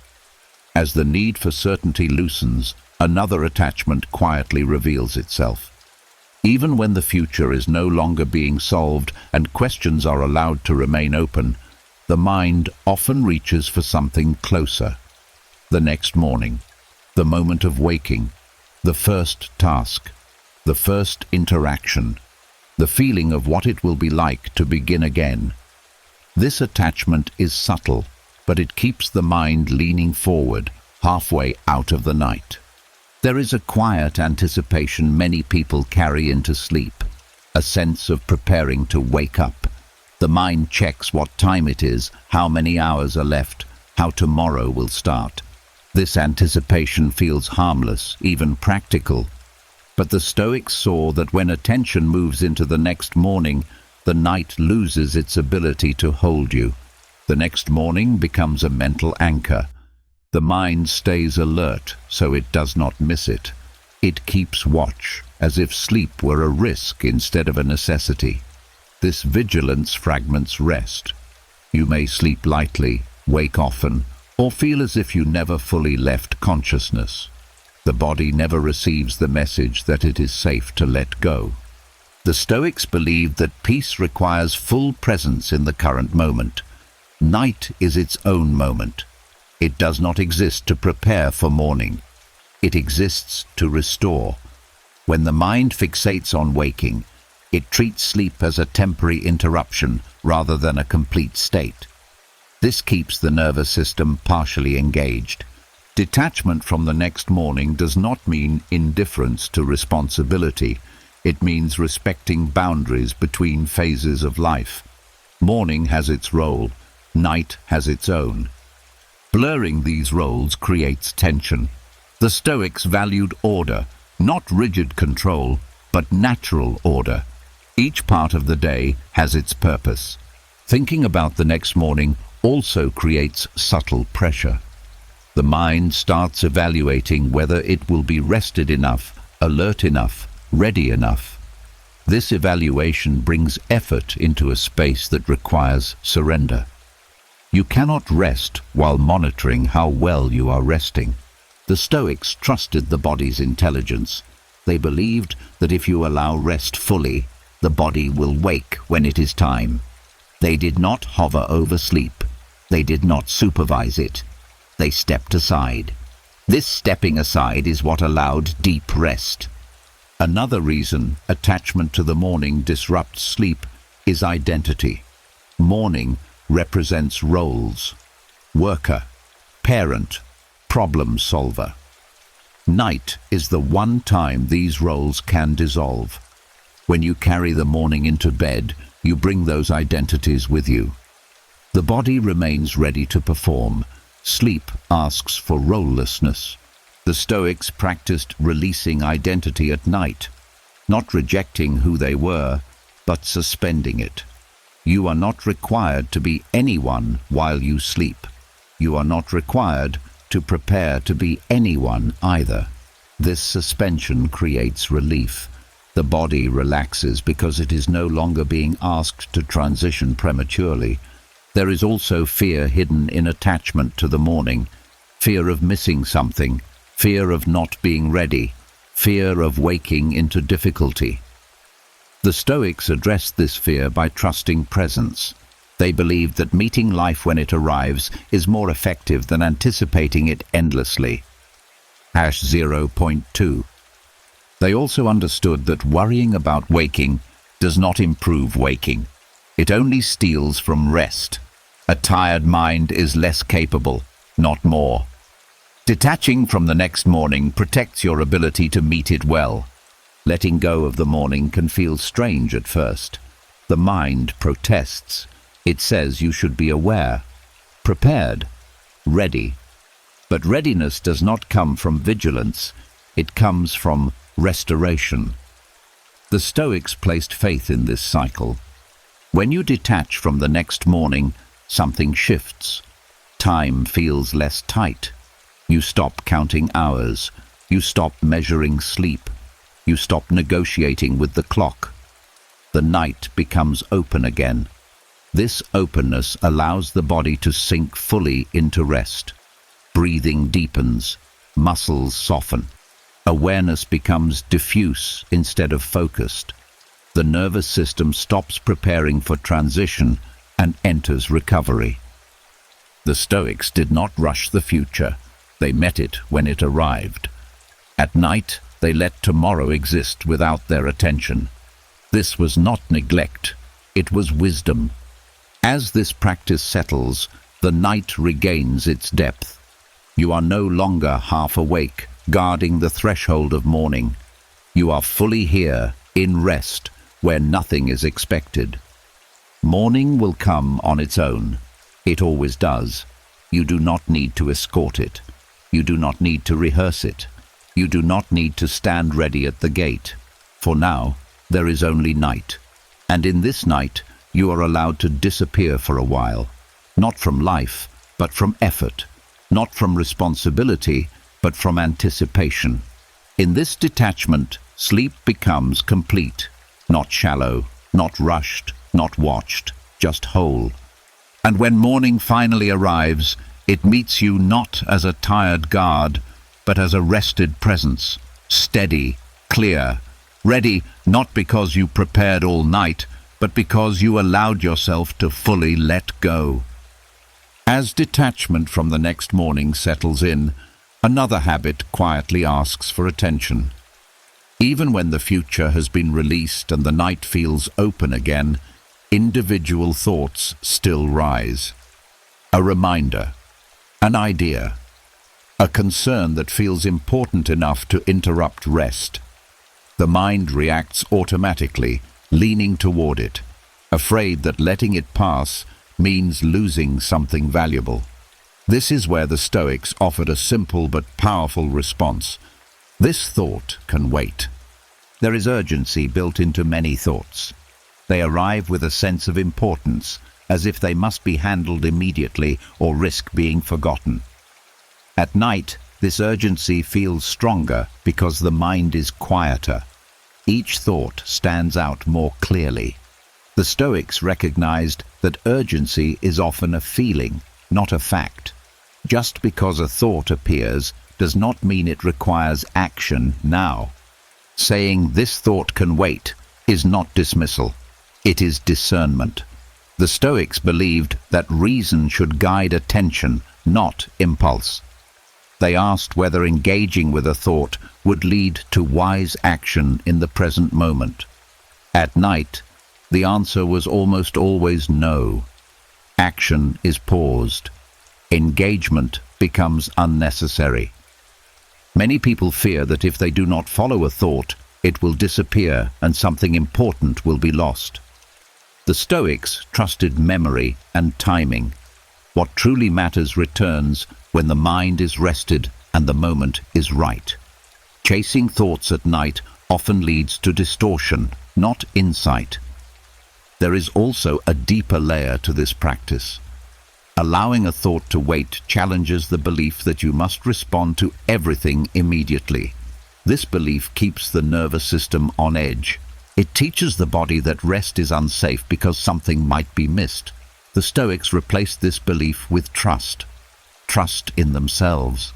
Trust in life's rhythm. Thoughts often feel urgent because they are connected to emotion. A worry brings tension. An idea brings excitement. The body reacts before reason has a chance to intervene. Saying, "This thought can wait," interrupts this chain. It creates space between stimulus and response. In that space, the body relaxes. Chat 0.2. The Stoics valued this space deeply. They believed freedom begins when you choose where attention goes. Nighttime is a training ground for this freedom. You practice not because you must, but because nothing demands your attention right now. Letting thoughts wait also prevents mental hoarding. Many people collect thoughts at night, afraid to let them go. They rehearse them repeatedly to keep them alive. This repetition keeps the mind active. The Stoics understood that repetition is not preservation. It is agitation. There is relief in knowing that you do not need to solve everything the moment it appears. Thoughts are not fragile. They do not disappear simply because you rest. What disappears is noise. What remains is what matters. This practice also changes how thoughts behave over time. When the mind learns that not every thought will be engaged, it produces fewer urgent ones. It stops shouting. It learns patience. The Stoics believed that the mind can be trained gently, not through force, but through consistent non-engagement. Saying, "This thought can wait," also restores authority. You are no longer being led by whatever appears. You decide what deserves attention and when. At night, this decision supports rest. The body senses leadership and relaxes. The Stoics did not see thought as an enemy. They saw it as a tool. Tools are not used constantly. They are set down when not needed. Night is when the tool of thought rests. This does not mean suppressing ideas or pushing them away. Suppression creates tension. Waiting creates calm. A thought acknowledged and postponed loses its urgency naturally. It does not fight back. There is humility in this practice, accepting that you do not need to understand everything right now. That wisdom does not require immediacy. The Stoics believed patience was a form of intelligence. As this habit settles, nights become quieter. Thoughts still come, but they no longer demand a response. You recognize their arrival without following them. The mind becomes less reactive. The body responds quickly to this change. Breathing deepens, muscles soften. The nervous system recognizes that nothing requires attention. Sleep approaches without effort. This thought can wait becomes more than a phrase. It becomes an attitude, a boundary, a gentle refusal to let the mind overwork itself when rest is needed. Over time, this practice reshapes your relationship with thinking. You stop fearing mental silence. You stop chasing every idea. You trust that clarity returns when the mind is rested. As the night deepens, thoughts lose their grip. They drift instead of pulling. Awareness becomes wide and soft. Nothing is urgent. Nothing is missing. The Stoics believed that peace comes not from having no thoughts, but from knowing when to engage them. At night, the wisest engagement is none at all. And in that knowing, sleep arrives quietly. Not because thoughts stopped appearing, but because they were allowed to wait. As the habit of letting thoughts wait becomes familiar, something deeper begins to reveal itself beneath the surface of the night. A quiet question the body asks without words. Is it safe to let go? Is it safe to stop watching, planning, preparing? This question sits underneath wakefulness more than most people realize, and the Stoics answered it in a way that changes how sleep is understood entirely. To sleep is to trust reality, not to believe everything will be pleasant or easy or painless, but to trust that the world does not require your constant supervision. Sleep asks you to release control not just of thoughts, but of vigilance itself. This is why sleep can feel vulnerable. You are not just resting the body. You are stepping out of the role of protector, manager, and observer. Many people struggle to sleep not because they are anxious, but because they do not trust life enough to disengage from it.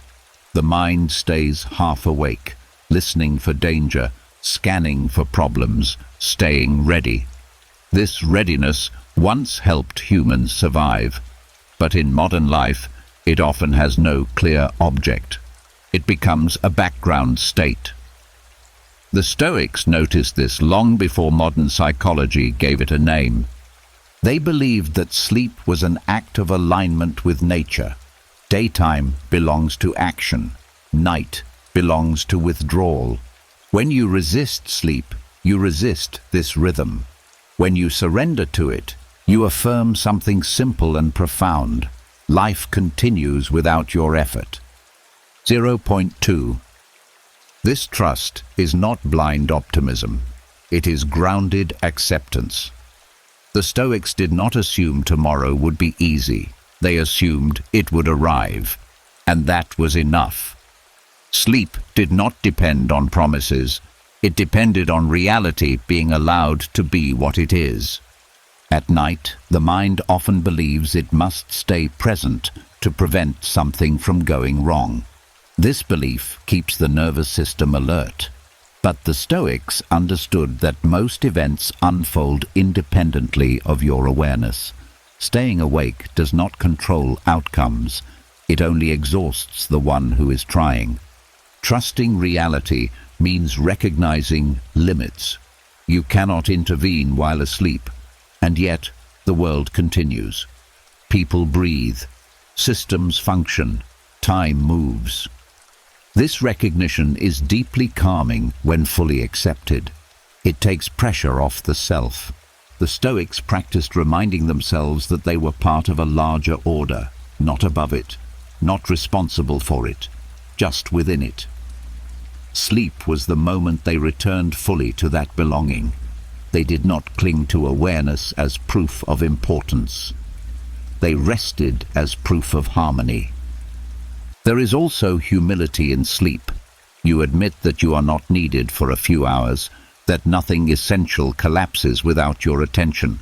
For some, this is uncomfortable.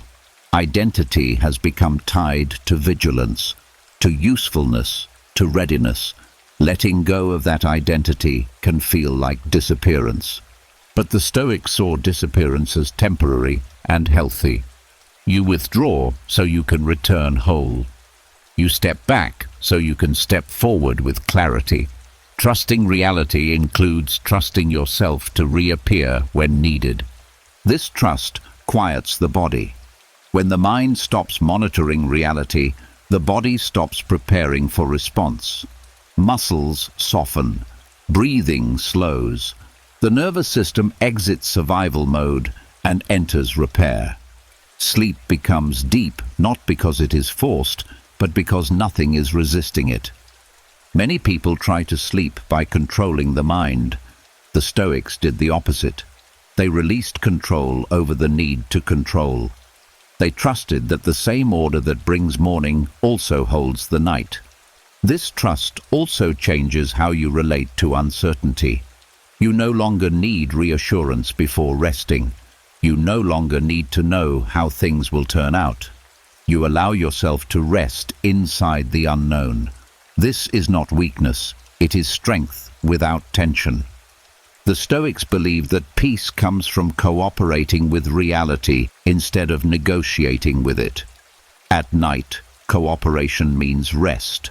You stop asking reality to guarantee anything. You stop asking yourself to stay alert just in case.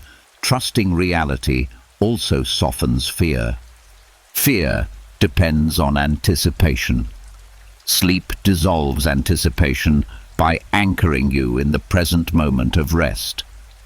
There is nothing to anticipate while asleep. There is only letting go. As this understanding settles, sleep feels less like surrender and more like agreement. Agreement with nature. Agreement with limits. Agreement with the fact that you do not need to be awake to be safe. This agreement brings relief. The mind stops guarding the edge of consciousness. Awareness loosens its grip. Thoughts slow without instruction. The body recognizes that it is allowed to power down. The Stoics did not see sleep as absence. They saw it as participation. Participation in the same rhythm that governs everything alive. Rest and movement, night and day, withdrawal and return. When you sleep, you are not abandoning life. You are trusting it. You are saying, for a few hours, I will not interfere. I will not manage. I will not resist. And in that trust, something remarkable happens. The body does exactly what it was designed to do. It repairs. It recalibrates. It restores balance. #0.2. Sleep arrives not as collapse, but as consent. Consent to reality as it is. Consent to being human. Consent to letting life hold itself for a while. And held in that trust, the mind finally lets go. Not because it was convinced, but because it no longer feels responsible. Reality has been trusted, and that trust is enough to rest. As trust in reality deepens, another confusion begins to dissolve. Many people believe that to rest the mind, they must control it. They try to silence thoughts, organize them, push them away, or replace them with better ones. When this fails, frustration appears, and sleep retreats again. The Stoics made a clear distinction here, one that changes the entire relationship with the mind at night. Mental control is effort. It requires monitoring, correcting, and directing. Even when done gently, it keeps the mind active. Mental quiet, on the other hand, is the absence of interference. It is what remains when effort stops. The Stoics understood that quiet is not created. It is revealed. Trying to control the mind at night often feels responsible. You notice a thought and try to manage it. You guide it somewhere calmer. You attempt to fix the tone or redirect attention. But control, even with good intentions, sends a message to the nervous system that something needs managing. Management signals wakefulness. The body stays alert.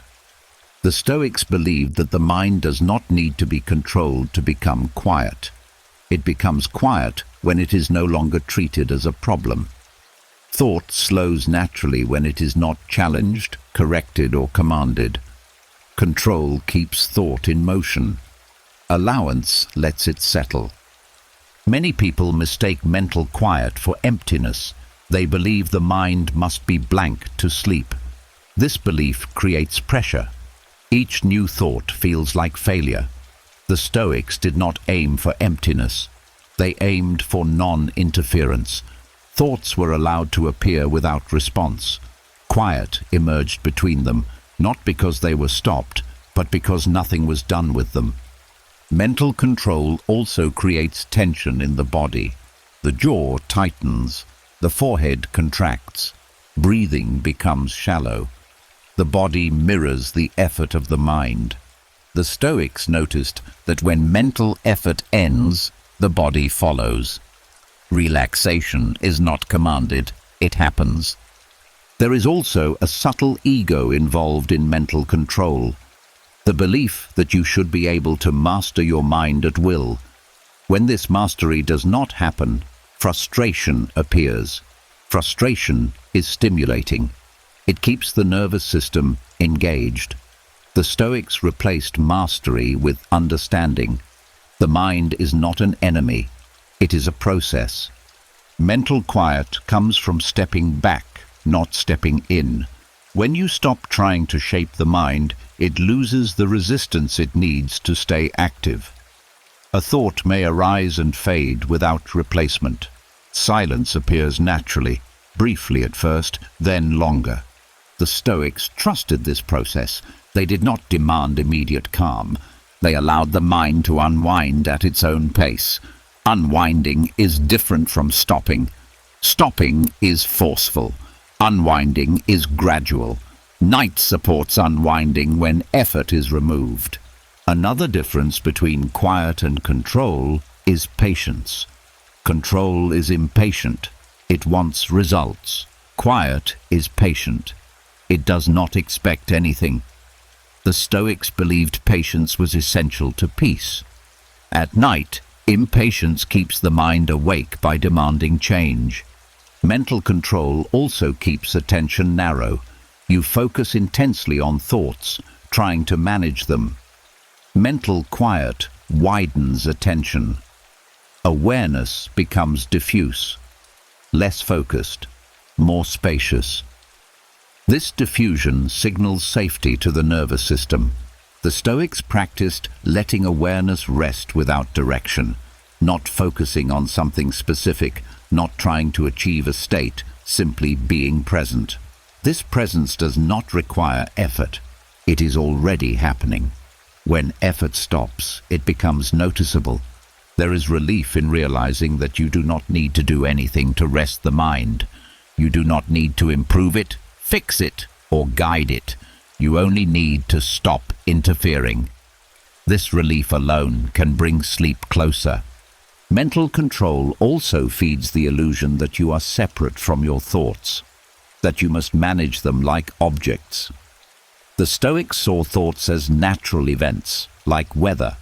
You do not control clouds to make the sky clear, you wait. 0.2. Waiting is not passive resignation. It is active non-interference. You choose not to engage. This choice requires less energy than control and produces more calm. As this understanding settles, the night changes texture. There is less striving, less monitoring, less self-instruction. Thoughts come and go without commentary. Quiet appears without being summoned. The body responds quickly to this shift. Muscles soften, breathing deepens, the heart rate slows. The nervous system recognizes that effort has ended. Mental quiet feels different from mental control. It is softer, less intentional, more forgiving. It does not judge the presence of thought. It simply does not follow it. The Stoics believed that peace is not achieved by conquering the mind, but by ceasing to fight it. At night, this belief becomes practical. When you stop trying to control, quiet arrives on its own terms. Sleep does not require silence. It requires the end of effort. When effort ends, the mind naturally drifts. Awareness loosens, control dissolves, and in that dissolution, rest becomes possible. Not because the mind was forced into quiet, but because quiet was allowed to exist. This is the Stoic difference. Control keeps you awake, quiet lets you rest, and once this difference is felt, the struggle ends.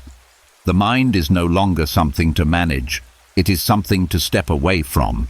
In that stepping away, sleep finds you naturally, gently, without instruction. As mental control gives way to quiet, anxiety can still surface, but now it appears in a clearer form. No longer hidden behind thoughts or stories, it reveals itself as a feeling of responsibility that refuses to rest. A sense that something depends on you, that you must stay alert, that letting go would be careless. This is where the Stoics made one of their most practical observations about nighttime anxiety. Much of nighttime anxiety is not fear. It is misplaced responsibility. The mind believes it is still on duty when the duty has ended. It acts as if vigilance is required, even though nothing can be acted upon. This misunderstanding keeps the nervous system active long after the day has passed. During the day, responsibility has a purpose. It guides action. It helps you respond, plan, and care. At night, action is suspended, but responsibility often forgets to step aside. It lingers, scanning for problems, monitoring outcomes, staying ready. The Stoics noticed that when responsibility continues without the possibility of action, it transforms into anxiety. Nighttime anxiety often feels vague. There is no clear threat, no specific task, just tension. This tension comes from the belief that you should be doing something, even when nothing can be done. The Stoics believed this belief was false. Responsibility must be tied to capability. When capability ends for the day, responsibility must pause as well.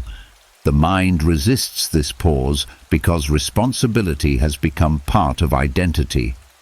Being responsible feels like being good, careful, worthy. Letting go can feel like negligence. The Stoics challenged this deeply. They believed wisdom included knowing when responsibility no longer applies. Holding on to it beyond its usefulness creates suffering. Anxiety feeds on the idea that something will go wrong if you stop paying attention, that your awareness is preventing disaster. At night, this belief becomes especially strong because the mind has fewer distractions. The Stoics saw this as an illusion. Most things do not depend on your nighttime vigilance. Staying awake does not improve outcomes. It only exhausts the one trying. There is also a moral weight attached to this anxiety, a feeling that relaxing would be wrong, that rest must be earned or justified. This keeps the body tense. The Stoics believed morality applies to choices and actions, not to rest. Sleep is not a moral act, it is a biological one. Treating it otherwise misplaces responsibility entirely. 0.2. Nighttime anxiety often includes a sense of watchfulness. The body stays half alert. Breathing remains shallow. Muscles do not fully release. This is the body responding to a message from the mind. Stay ready. The Stoics understood that the body listens to beliefs. When the belief changes, the body follows. They practiced returning responsibility to its rightful time. They reminded themselves that tomorrow's duties belong to tomorrow. Tonight's responsibility is rest. This reframing is powerful because it does not deny responsibility. It redirects it. There is relief in realizing that you are allowed to stop carrying the world at night, that nothing is being neglected by resting. That responsibility is not abandoned, only paused. The Stoics trusted that paused responsibility returns stronger after rest. Misplaced responsibility also shows up as overcaring. The mind worries not because it loves too much, but because it does not know when to stop loving actively. The Stoics believed that care does not require constant engagement. You can care without watching. You can value without monitoring. This insight changes how anxiety feels. Instead of something to fight, it becomes a signal that responsibility has crossed into the wrong time. When you recognize this, anxiety loses some of its authority. It is no longer a warning of danger. It is a reminder to set something down. Letting go of responsibility at night can feel like stepping into uncertainty. The mind asks, "What if something happens?" The Stoics answered calmly, "Then you will respond when it does. Not before, not while exhausted." Trust replaces vigilance. This trust allows the nervous system to relax. The body no longer needs to prepare for response. Sleep becomes possible because the internal demand has ended. Nighttime anxiety also fades when you stop confusing care with control. Control is exhausting. Care can rest. The Stoics practiced caring wisely, which included knowing when to withdraw effort. As this understanding settles, anxiety begins to feel less personal. It is no longer a flaw or weakness. It is a habit learned over time. Habits can change when beliefs change. The belief that you must stay alert to be responsible dissolves. A new belief takes its place. Rest is part of responsibility. A rested mind responds better. A rested body supports clearer judgment. When this belief is felt, not just understood, the night shifts. Anxiety softens. The body lets go. Awareness drifts without resistance. Nothing is being neglected. Nothing is being abandoned. Responsibility has simply been returned to its proper place, and in that return, the mind no longer needs to stay awake to protect anything. The burden lifts. The night becomes quiet again. Sleep arrives not because anxiety disappeared, but because its role was finally understood. Responsibility was set down where it belongs, and in that release, the body is free to rest. As responsibility is finally returned to its proper place, one last struggle often remains. A quiet resistance to the night itself. Even when the mind relaxes and the body softens, there is still a hope that rest will be deep, complete, and perfect. When sleep feels light or broken, tension returns. Frustration appears. The mind begins to interfere again. This is where the Stoics offered one of their most compassionate lessons. The Stoics accepted imperfect rest, not as failure, not as something to fix, but as part of being human. They understood that sleep, like life, does not always arrive in ideal form. Some nights are deep, others are shallow. Some restore fully, others only partially. Demanding perfection from rest turns rest into another task. Many people suffer more from judging their sleep than from the lack of it. They wake briefly and immediately evaluate. How long have I been asleep? Why am I awake again? Will tomorrow be ruined? This evaluation activates the nervous system. The body senses threat. Sleep pulls away. The Stoics recognized this cycle and refused to participate in it. #0.2. They believed that rest still has value even when it is incomplete. Lying quietly still restores. Closing the eyes still calms the nervous system. Letting the body be still gives something back. The mistake is thinking that only deep sleep counts. This belief creates pressure. Pressure keeps you awake. The Stoics trusted the body's ability to take what it needs when allowed. They did not micromanage rest. They did not track it mentally. They did not demand specific outcomes. They understood that the body is wiser than the mind when it comes to recovery. Imperfect rest often becomes a problem only when it is resisted. When you fight wakefulness, you stimulate alertness. When you accept wakefulness, the body often returns to rest on its own. Acceptance removes the second layer of tension that keeps the mind active. There is also fear hidden inside the demand for perfect rest. Fear of functioning poorly, fear of not coping, fear of losing control. The Stoics believed that resilience does not come from perfect conditions.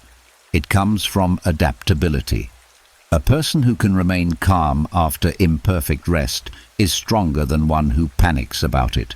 Accepting imperfect rest teaches the nervous system something important. It learns that safety does not depend on ideal sleep. This lesson reduces anxiety over time. When the body no longer fears wakefulness, wakefulness shortens. The Stoics did not catastrophize tiredness. They understood that humans have endured and adapted long before modern ideas of optimal sleep existed. They valued steadiness over perfection. One imperfect night does not undo a life. There is relief in letting go of sleep expectations. You stop checking, stop measuring, stop predicting. You allow the night to unfold without supervision. This allowance often leads to better rest than effort ever could. Acceptance also changes how you wake. Instead of starting the day resentful or anxious, you begin with neutrality. You meet the day as it is, not as you feared it would be. This mindset preserves energy. The Stoics believed that peace comes from aligning with reality, not arguing with it. Reality includes variation. Some nights are restless. Fighting this truth creates suffering. Accepting it restores calm. When you accept imperfect rest, the night stops being a test. You are no longer trying to pass. You are simply resting in whatever form rest takes. The body senses this lack of pressure and relaxes further. This acceptance also builds trust. Trust that the body knows how to function.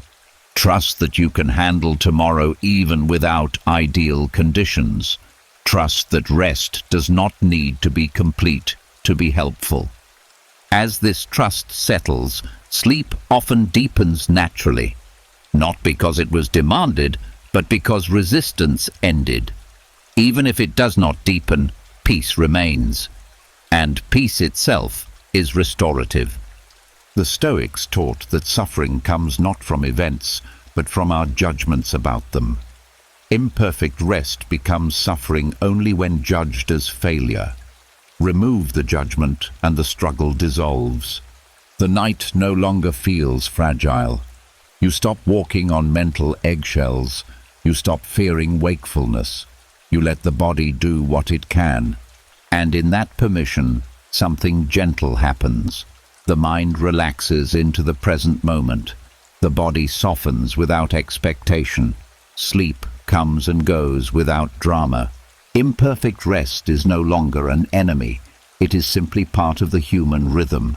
Accepted, not resisted. Allowed, not managed. And in this acceptance, the night becomes kinder. Not because it is perfect, but because you no longer demand that it be. As acceptance of imperfect rest settles in, another impulse often tries to take control of the night. Even when sleep is allowed to be uneven, the mind may still feel the need to do something with what it feels. An emotion surfaces, and immediately the mind moves toward it, trying to understand it, explain it, fix it. This urge feels caring, even mature. But the Stoics saw clearly why the night is the worst time for emotional problem solving. #0.2 At night, emotions are louder but less reliable. The body is tired, the nervous system is sensitive, and perspective is narrow. Feelings that would seem manageable during the day can feel overwhelming in the dark. The Stoics understood that this intensity is not a sign that the emotion needs urgent attention. It is a sign that the system is fatigued. Trying to solve emotions at night keeps the mind active in the most draining way. Emotional analysis pulls you inward. It asks questions that have no immediate answers. Why do I feel this way? What does this mean about me? What should I do about it? Each question creates more stimulation. The body responds as if something important is happening. Sleep steps back. The Stoics believe that emotions are information, not emergencies. They arise, peak, and pass. During the day, when action is possible, emotions can guide choices. At night, action is paused. An emotion may still be present, but its usefulness is temporarily suspended. Trying to extract meaning from it at that moment is like reading a map when you are not moving. There is also a distortion that happens when emotions are examined in exhaustion. The mind becomes harsher. It exaggerates flaws. It personalizes pain. It draws conclusions that feel convincing but are rarely accurate. The Stoics warned against trusting judgments made when the body is depleted. Wisdom requires balance, not fatigue. Many people believe that if they do not process emotions immediately, they are avoiding them. The Stoics rejected this idea. They understood timing. Emotions do not disappear when postponed. They wait. And when they are met with a rested mind, they are easier to understand and respond to wisely. Nighttime emotional problem-solving often turns into self-interrogation. The mind starts assigning blame, searching for causes, replaying moments. This creates inner conflict. Conflict is activating. The nervous system stays alert because it believes something must be resolved. The Stoics took a different approach. They allowed emotions to exist without engagement. Sadness could be present without explanation. Anger could arise without analysis. Worry could pass through without interpretation. This was not suppression. It was patience. They believed emotions settle more easily when they are not handled roughly. Trying to solve them too soon keeps them alive. Giving them space allows them to soften. At night, space is more healing than insight. There is also compassion in this practice. You stop demanding that yourself make sense of everything while tired. You recognize that emotional clarity is not a nighttime task. This removes pressure. Pressure is one of the main enemies of rest. The Stoics trusted daylight for understanding. They trusted rest for regulation. Emotions do not need to be fixed before sleep. They need to be regulated by a calm nervous system. Sleep supports this regulation far more effectively than analysis ever could. Another reason emotional solving fails at night is that emotions are embodied. They live in the nervous system, not just in thoughts. Thinking about them does not always soothe them. Rest does. When the body calms, emotions often follow. The Stoics noticed that many emotional problems feel smaller after rest, not because they disappeared, but because they were no longer amplified by exhaustion. What felt urgent at night often felt workable in the morning. This reinforced their trust in timing. Letting emotions wait can feel risky at first. The mind worries they will grow or get worse, but the opposite is usually true. When you stop feeding emotions with analysis, they lose intensity. They are allowed to complete their natural cycle.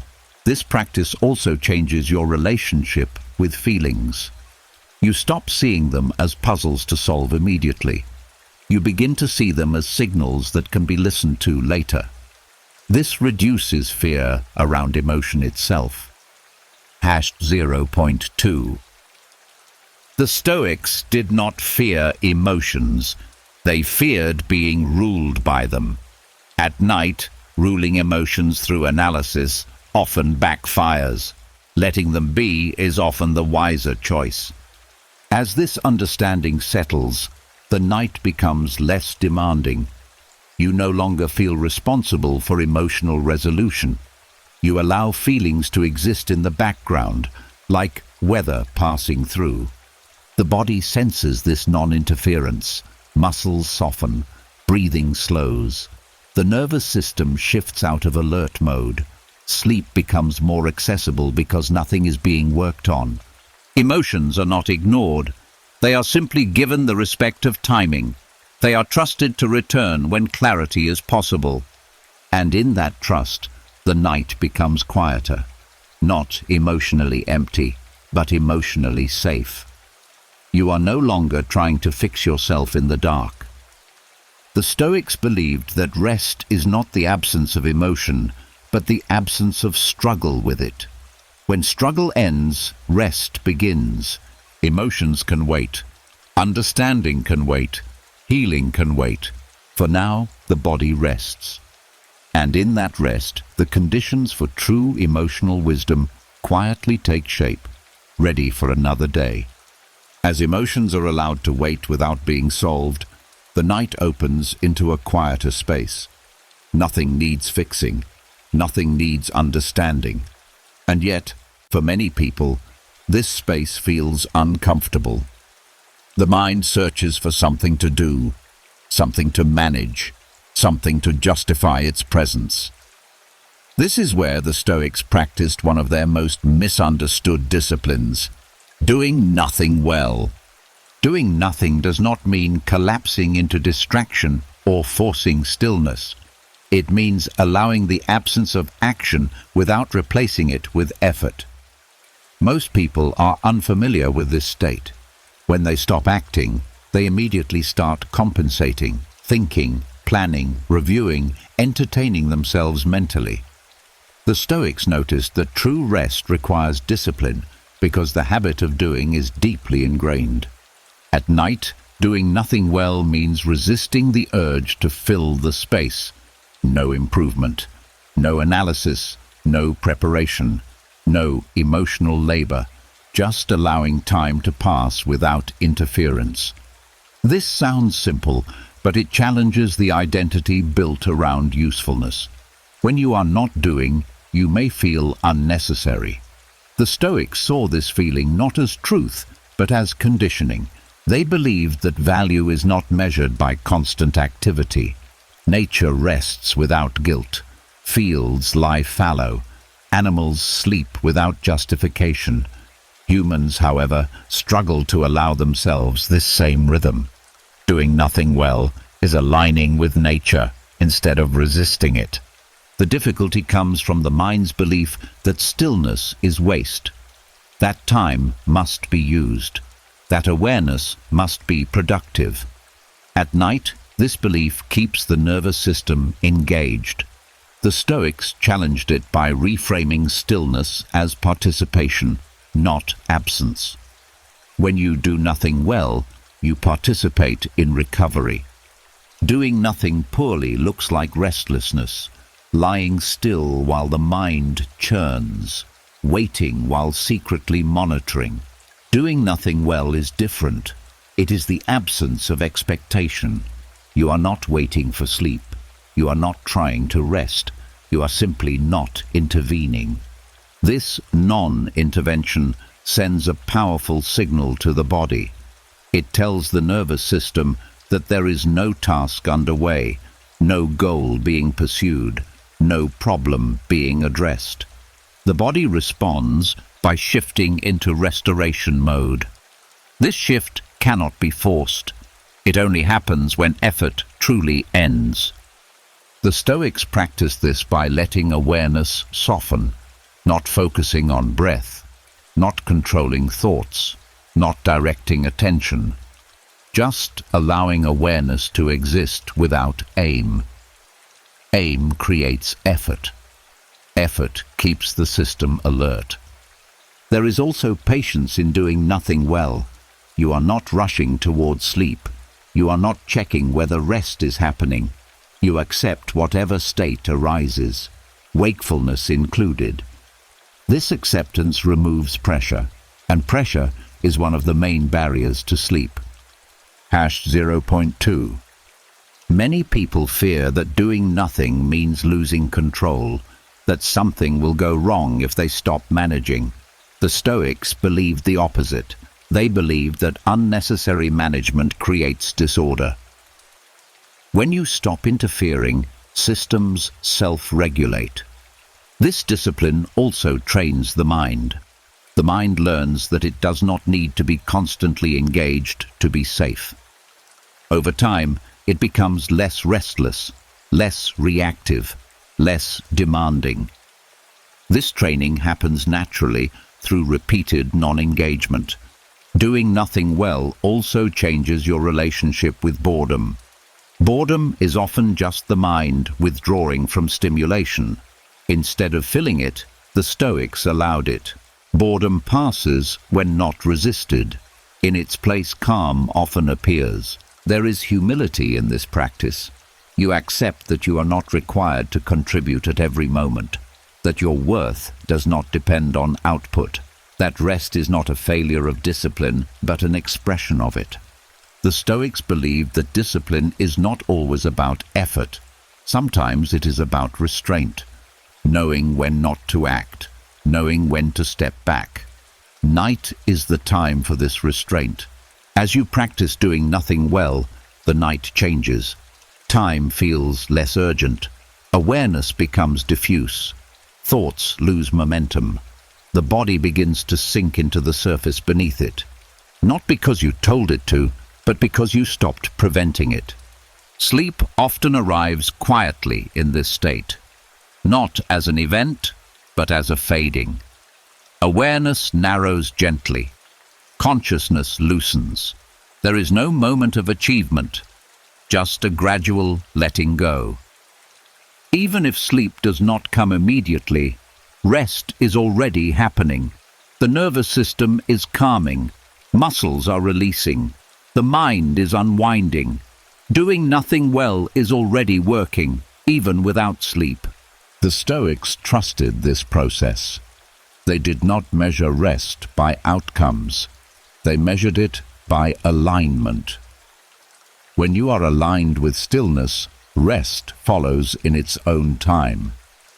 This discipline carries into life beyond the night.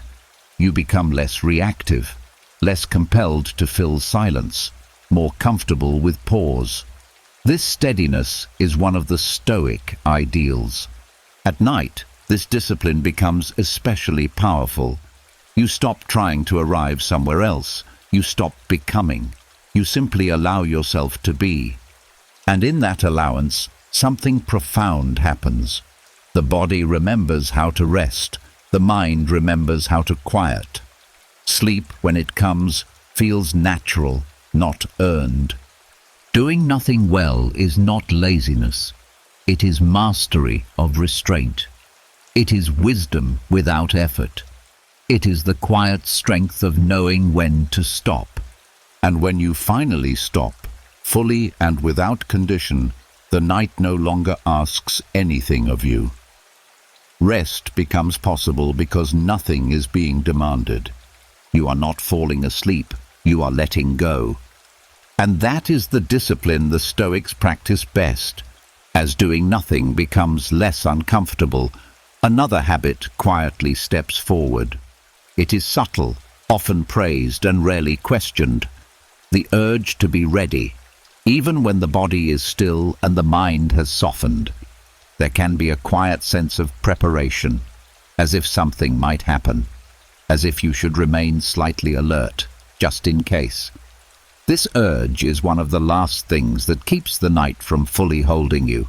Being ready feels responsible. It feels mature. It feels like care. The mind tells you that staying prepared is a form of protection. But the Stoics saw clearly that readiness has a time and a place. Night is not it.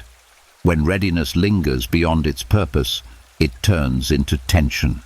The urge to be ready often shows up as light alertness. You are resting, but not fully. A part of you stays awake, listening, monitoring, waiting. The body remains halfway engaged, unable to drop completely. Sleep becomes shallow or fragmented, not because of fear, but because of anticipation. At 0.2, the Stoics understood that readiness is an active state. It prepares the body for response. Muscles stay slightly engaged. Breathing remains responsive. The nervous system does not stand down.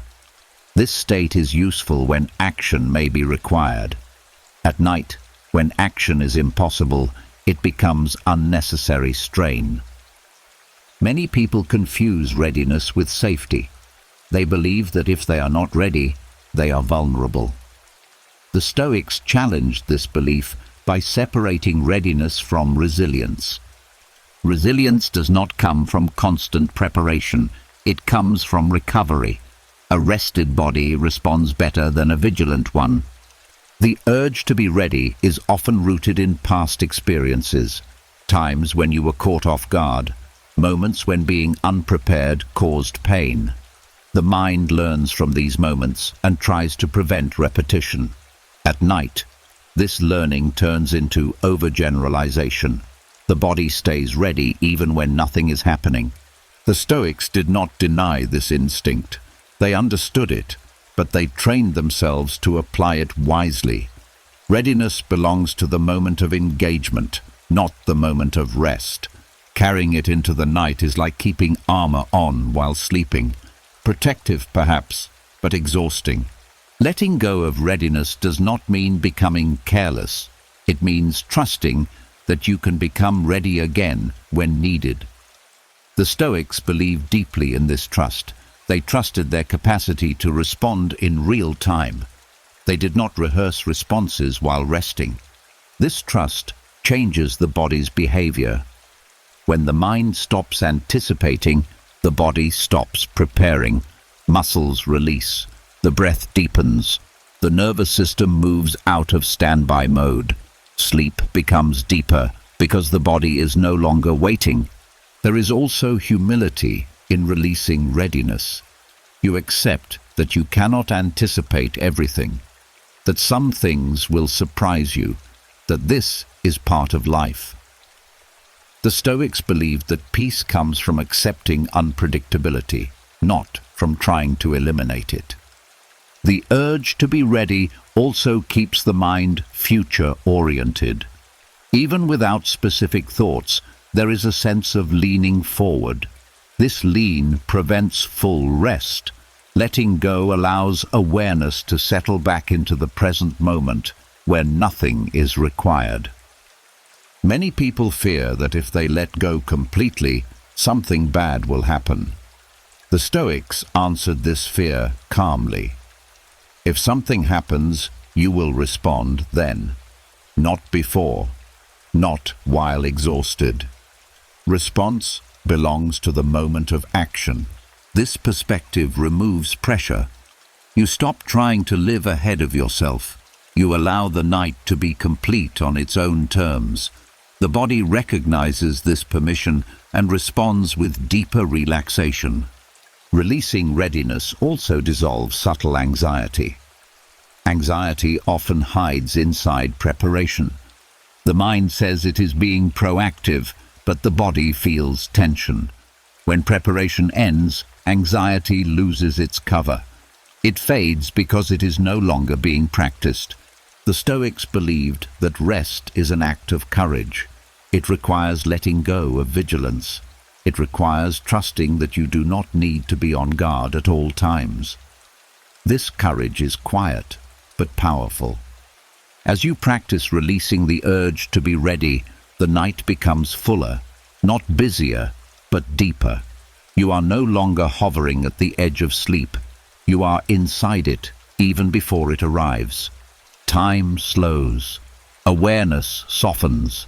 The sense of waiting dissolves. There is nothing to anticipate, nothing to prepare for, nothing to brace against.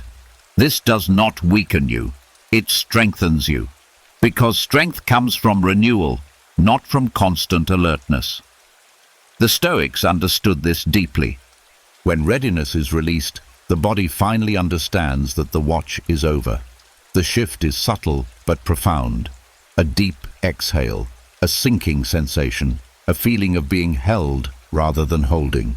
Sleep no longer feels like something you must allow yourself to do. It feels like the natural result of standing down. #0.2. And when morning comes, readiness returns on its own, sharper, clearer, more effective, because it was allowed to rest. For now, there is no need to be ready. Nothing is approaching. Nothing is required. You are allowed to be unprepared and still safe. In releasing the urge to be ready, you give the night what it needs, and in return, the night gives you back what you cannot force. Rest. As readiness finally falls away, there is one place where all these habits either dissolve or quietly return. The bed. Not as furniture, but as a space, a threshold, the point where effort is meant to end. The Stoics understood that how you treat this space shapes what happens inside it. When the bed is treated casually, it absorbs the noise of the day. When it is treated with intention, it becomes a place of release. The Stoics would not have seen the bed as a place to think, plan, scroll, judge, or rehearse life. They would have treated it as a boundary, a line between engagement and withdrawal. When you cross into it, something changes, not externally, but internally. The rules are different here. Sacred does not mean mystical. It means protected. It means limited in purpose. The Stoics believed that certain spaces should not be contaminated with every activity. Just as a courtroom has rules and a marketplace has rules, rest has rules too. The bed was not meant to hold the weight of your entire life. Many people unknowingly turn their bed into a continuation of the day. Conversations replay there. Decisions linger there. Emotions are processed there. Screens glow there. The mind learns that the bed is a place of activity, and when activity is expected, rest cannot fully arrive. The Stoics valued clear transitions. They believed the mind needs signals. When you lie down, the signal should be simple. Nothing more is required. Treating the bed as sacred, means refusing to bring unfinished business into it. Not because the business is unimportant, but because this space is. They would have ended the day before entering the bed, not inside it. Reflection, if needed, was brief and completed elsewhere. The bed itself was reserved for one thing only: rest. This clarity trains the nervous system. Over time, the body associates the bed with release, not effort. There is also respect in this practice. Respect for the body's need to recover. Respect for the mind's need to stop producing. The Stoics believed that ignoring these needs weakens judgment and character. Treating the bed as sacred was a way of honoring human limits. Sacred space also protects against intrusion. When the mind tries to drag problems into bed, the boundary holds. Not through force, but through familiarity. The body learns that this is not the place where problems live. They are gently turned away, not solved, not argued with, just deferred. This practice changes the emotional tone of night. The bed no longer feels heavy with expectation. It feels neutral, safe, contained. The mind does not brace itself upon lying down. It recognizes the signal and begins to soften. The Stoics understood that habits form through repetition. Each night you treat the bed as sacred, you reinforce the association. Each night you protect it from mental clutter, you strengthen the boundary. Over time, rest arrives more easily because the space itself invites it. There is also humility in this approach. You accept that not every thought deserves access to every space. You stop treating the bed as a place to prove diligence or responsibility. You allow it to be what it is meant to be. Sacred space also reduces internal conflict. When the bed has a single purpose, the mind stops negotiating. There is no question of whether you should think, plan, or improve. The answer is already built into the space. Nothing more is needed here. The Stoics believed that simplicity is calming. Fewer rules, fewer options, fewer demands. The bed, when treated as sacred, becomes simple. You lie down, you let go. That is all. 0.2. This simplicity has a physical effect. The body relaxes faster. Muscles release sooner. Breathing deepens without instruction. The nervous system recognizes familiarity and safety. Sleep does not need to be summoned. There is also psychological safety in knowing that this space will not ask anything of you. No evaluation, no effort, no readiness, no control, just permission to withdraw. The Stoics did not see withdrawal as weakness. They saw it as restoration. You step away so you can return whole. The bed was the place where stepping away was complete. When the bed is treated as sacred, nights become predictable in the best way. Not rigid, but reliable. The mind knows what to expect, and when the mind knows nothing is expected of it, it rests. This practice also carries into waking life. You become more intentional with boundaries. You learn that spaces matter, that environments shape behavior, that peace is often built through structure, not force. As this understanding settles, lying down feels different. Not like falling into something uncertain, but like entering a protected space. A place where the day does not follow you. The world remains outside. Responsibilities remain paused. Thoughts remain optional. You are not being watched. You are not being tested. You are not being prepared. You are resting in a space that asks nothing and offers exactly what you need. And when the bed is treated this way, sleep no longer feels fragile. It feels supported, held by the boundary you have created. The Stoics would say, this is not luxury. It is wisdom. Knowing where effort ends. Tonight, the bed is not a place to think about life. It is a place to stop carrying it. And in honoring that space, rest comes quietly, without struggle, exactly as it should. As the bed becomes a protected space and the day is no longer allowed to follow you into it, another quiet shift begins. You start to notice fatigue itself, not as a problem to fix, but as a signal that has been ignored for too long. Many people meet fatigue with resistance. They push against it, override it, argue with it. The Stoics chose a different response. They respected it. Fatigue is often treated like an enemy, something to defeat with effort, stimulation, or discipline. The mind tells the body to keep going, to stay sharp, to remain useful. At night, this attitude turns inward. Even when lying down, the mind keeps pushing, trying to stay alert, trying to hold itself together. The Stoics saw this as a misunderstanding of strength. They believed fatigue was not a failure of will, but a message from nature. A message that said, enough has been given for now. Fighting fatigue does not create more energy. It creates strain. Strain keeps the nervous system active. Respecting fatigue allows the system to shut down safely. When fatigue appears, many people panic slightly. They fear losing control, missing something, becoming unproductive. This fear triggers a second wind of alertness. The body releases stress hormones to compensate. Sleep is delayed. The Stoics recognized this pattern and refused to escalate it. Respecting fatigue means allowing the body to slow without shame. It means not demanding clarity when clarity is no longer possible. The Stoics believed that reason itself depends on rest.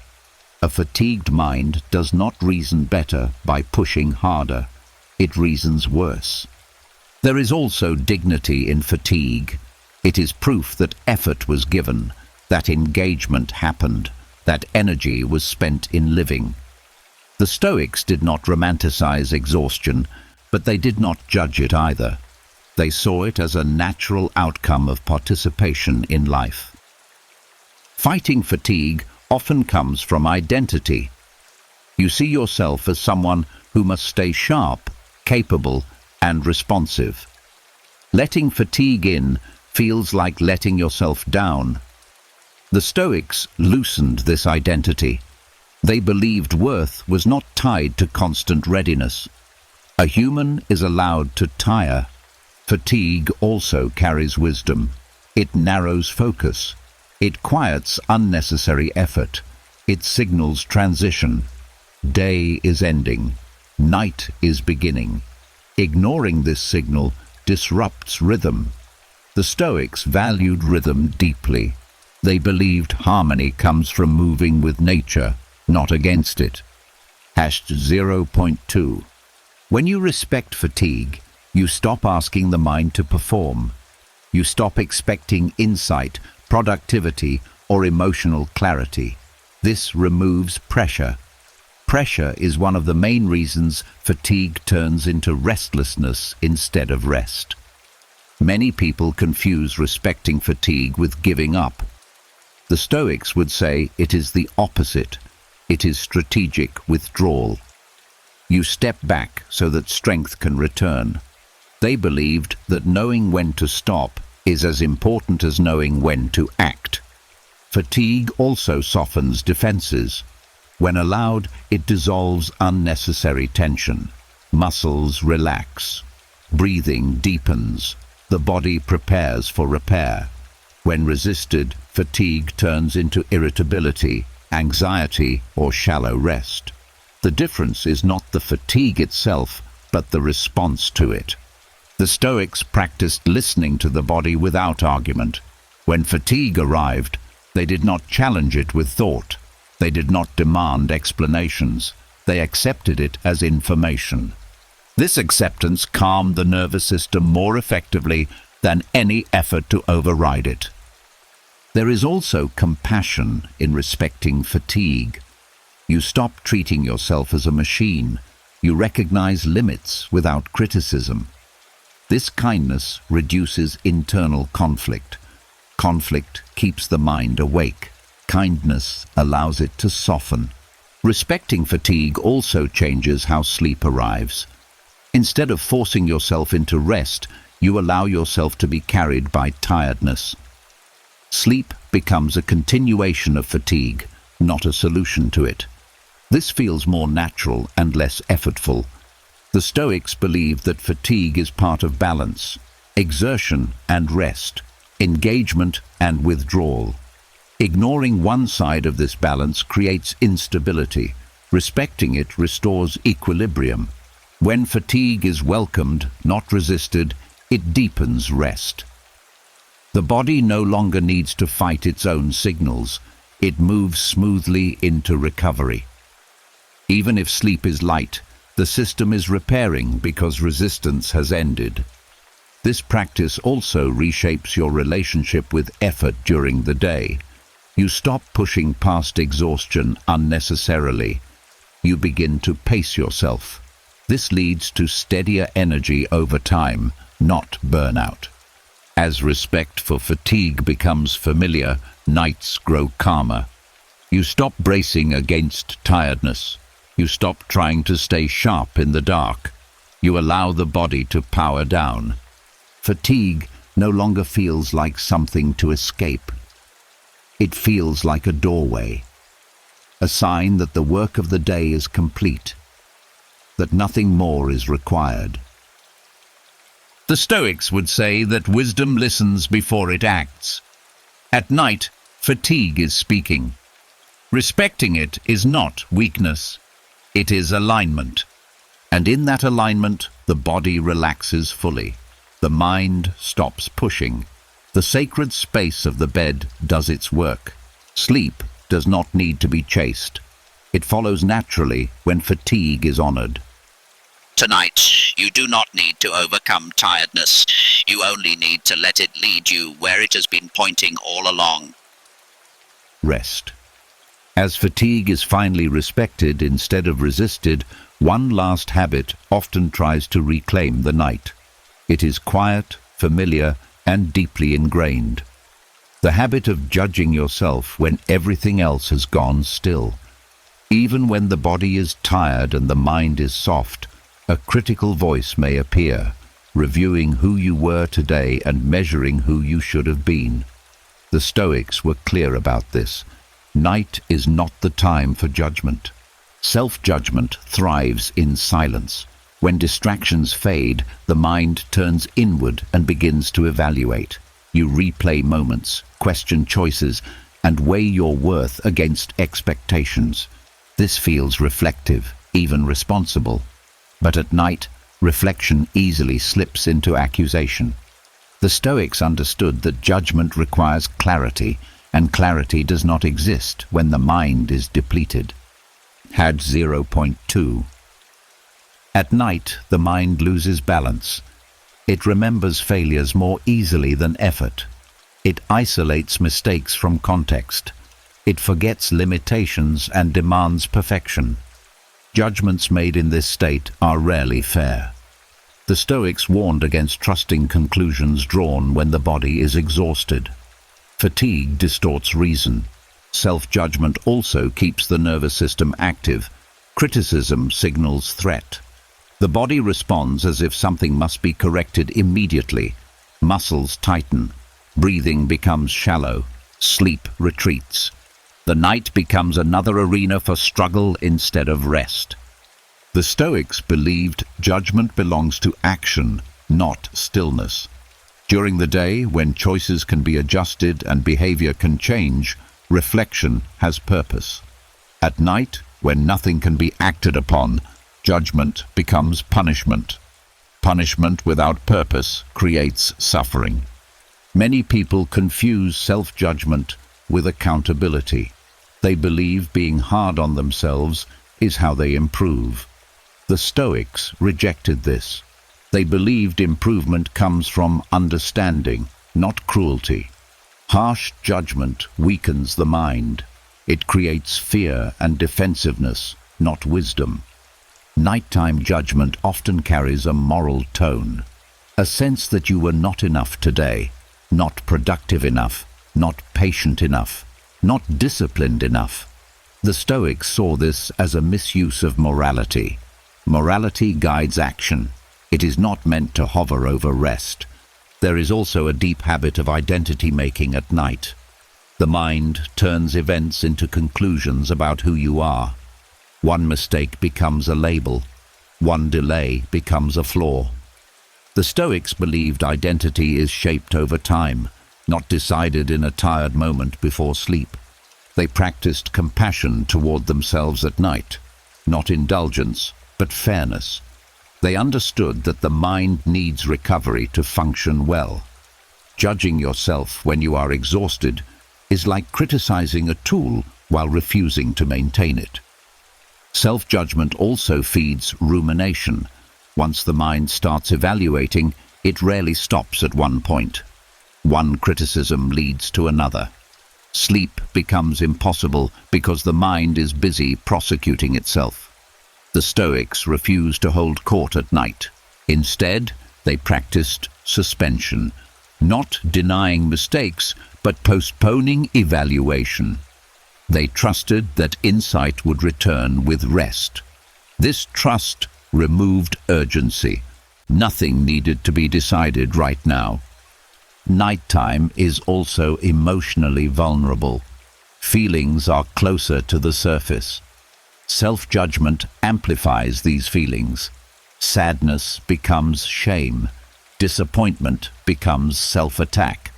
The Stoics believed wisdom includes protecting the mind when it is most sensitive. Letting go of judgment does not mean ignoring responsibility. It means placing it where it belongs. Tomorrow, when the mind is rested, reflection can be useful. Tonight, it is not. This distinction is key. There is relief in realizing you do not need to evaluate yourself to deserve rest. Rest is not a verdict, it is a necessity. The Stoics believed that withholding rest as punishment is irrational and harmful. When judgment is released, the body responds quickly. Tension eases, breathing deepens. The nervous system recognizes safety. Sleep becomes possible because the internal threat has ended. This practice also softens your relationship with yourself over time. You stop associating quiet moments with criticism. Stillness becomes safer. The mind no longer fears silence. The Stoics believed that peace begins when the inner voice changes tone. Not silent, but kind. Not permissive, but reasonable. At night, reason says nothing needs to be decided about you. You are not on trial. You are not being graded. You are not required to explain yourself. The day has already passed. Judgment cannot change it. Only rest can prepare you to meet what comes next.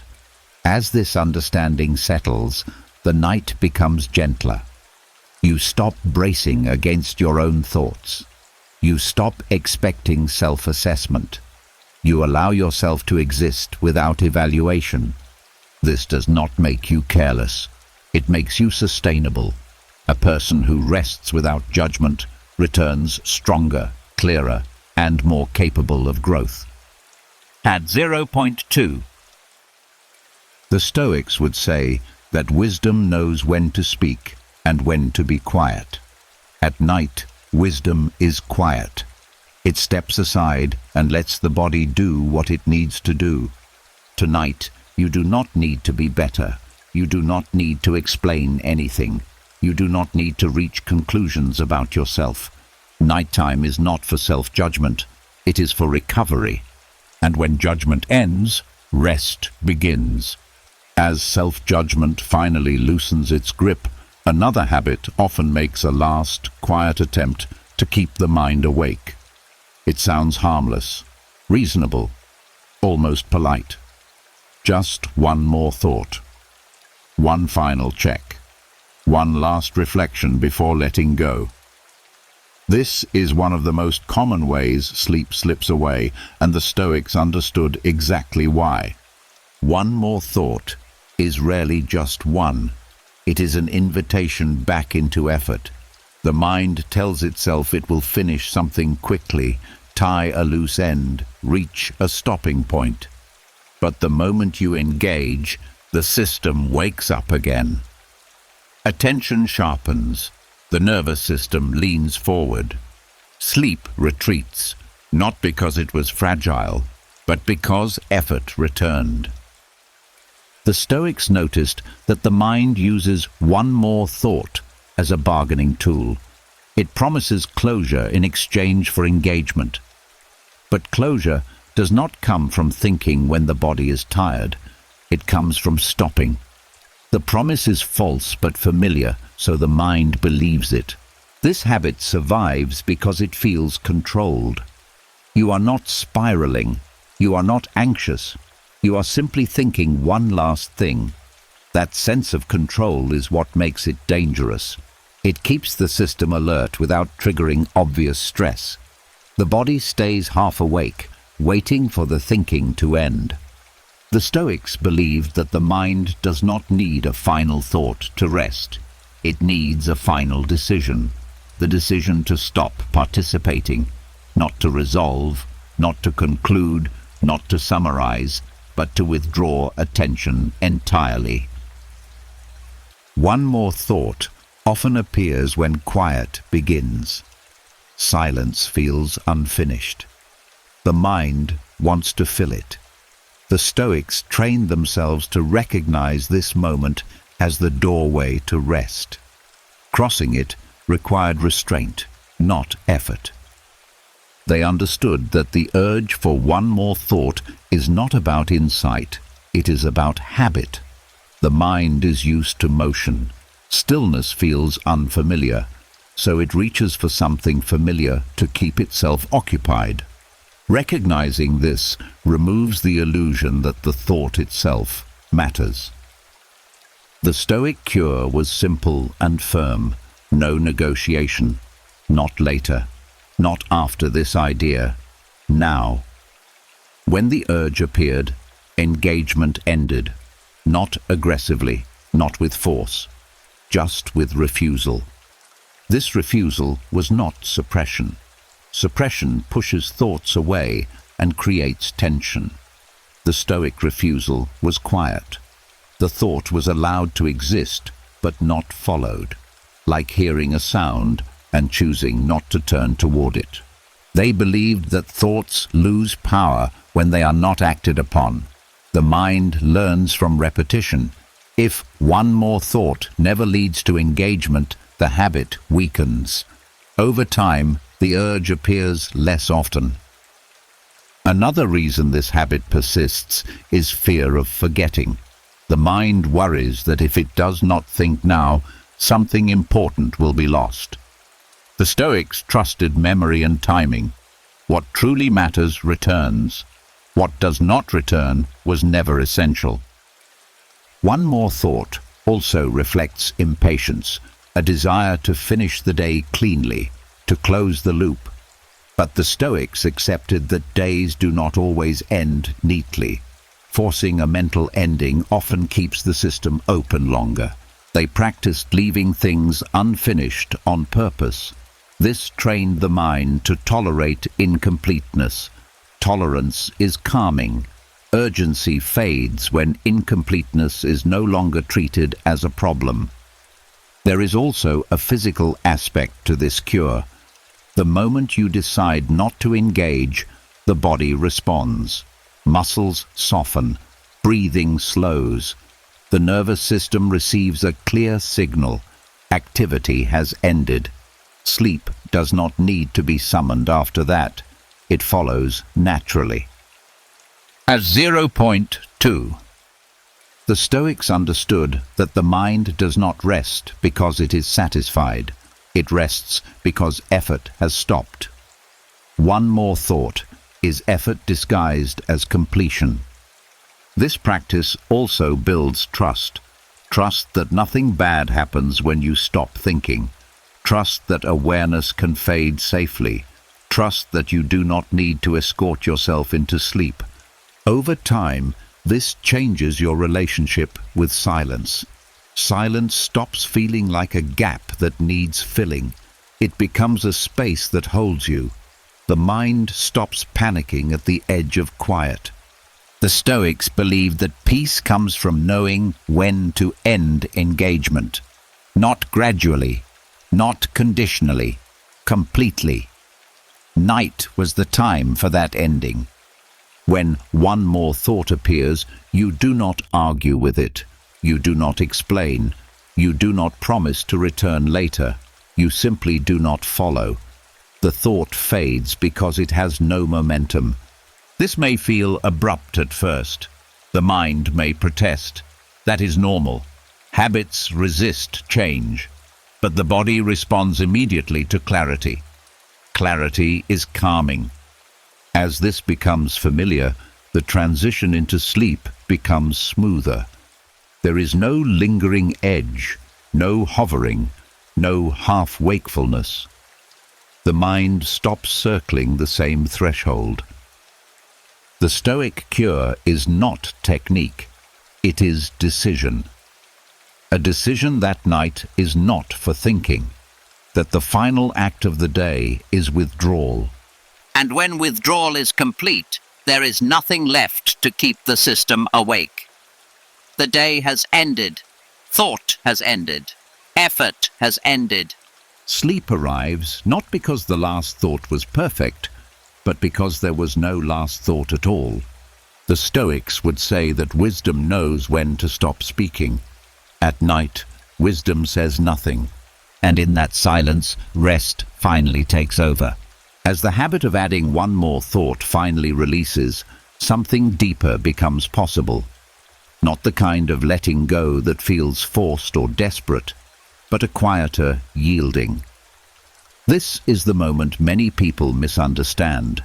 They believe that to sleep is to lose, to give up awareness, to fall behind, to stop resisting. The Stoics saw it differently.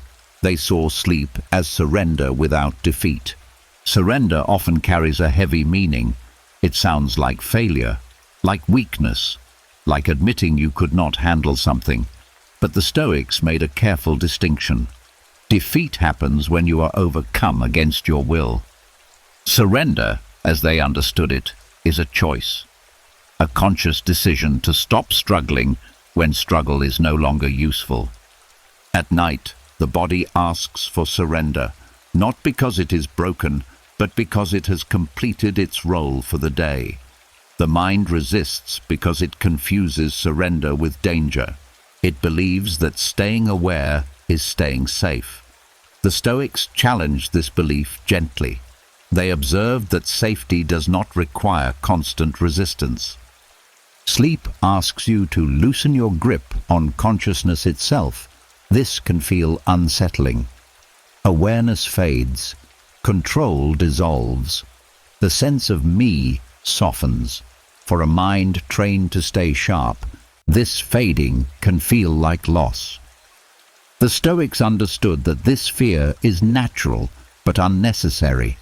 Nothing essential is lost in sleep, only effort.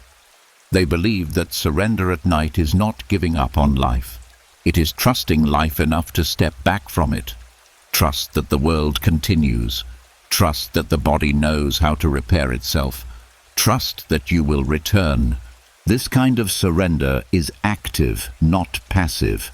You are not collapsing. You are choosing to stop resisting what is already happening. Fatigue is present. Stillness is present. Night is present. Surrender means aligning with these facts instead of arguing with them. Many people fight sleep because they believe they must remain in control until the very last moment. They try to manage the transition, monitor it, guide it. But the Stoics knew that transitions happen best when they are not supervised. You do not control falling asleep, you allow it. Add 0.2. There is also pride hidden in resistance, a sense that you should be able to stay awake, stay alert, stay strong. The Stoics believed true strength includes knowing when to step aside. A warrior does not fight endlessly. They rest so they can fight when needed. Sleeper's surrender also releases the burden of identity. You stop being the thinker, the planner, the judge. You stop being responsible for understanding anything. You allow yourself to disappear for a while, not permanently, just long enough to restore balance. This disappearance is what many people fear most, the idea of not being present, not being aware. But the Stoics saw this as temporary retreat, not annihilation. You withdraw so that you can return whole. Surrender without defeat also changes how the body experiences sleep. When you surrender, muscles release without command. Breathing slows without effort. The nervous system shifts out of defense. Sleep becomes deeper because nothing is holding on. There is relief in this surrender. Relief from effort. Relief from vigilance.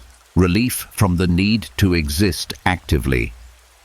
The Stoics believed that much suffering comes from refusing to rest even when rest is available. This surrender does not mean life has won over you. It means you have stopped fighting life when there is nothing to fight. The night is not an opponent. It is a phase. Resisting it creates exhaustion. Yielding to it creates restoration. The Stoics also understood that surrender teaches humility. You accept that you are not in charge of everything, that you cannot force outcomes, that you do not need to. This humility is calming. It softens the inner posture. Many people believe surrender will make them weak. The Stoics observed the opposite. People who surrender wisely are more resilient. They conserve energy. They recover faster. They return to action with clarity instead of depletion. Surrender at night is also an act of courage. It takes courage to stop watching, to stop managing, to trust that nothing terrible will happen if you let go. This courage is quiet but profound. As you practice this kind of surrender, the moment of falling asleep changes. It no longer feels like losing consciousness. It feels like setting something down, gently, deliberately, without regret.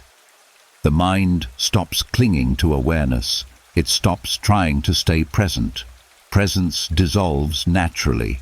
There is no struggle at the edge, no panic, just a gradual softening. The Stoics believed that peace comes when you stop confusing rest with failure. Sleep is not the end of effort because effort failed. It is the end of effort because effort is complete. When surrender happens without defeat, there is no resentment, no sense of giving in, only agreement. Agreement with the body, agreement with the night, agreement with nature's rhythm. This agreement allows sleep to arrive fully, not shallow, not guarded, not monitored, just complete. And when you wake, you do not feel like someone who lost a battle. You feel like someone who rested, stronger, clearer, more capable. The Stoics would say that surrender is only defeat when it is forced. When it is chosen, it is wisdom. Tonight, sleep does not ask you to give up who you are. It asks you to stop carrying who you are for a while. Nothing is being taken from you. Nothing is being lost. You are not defeated. You are resting. And in that surrender, without struggle and without loss, the night finally holds you.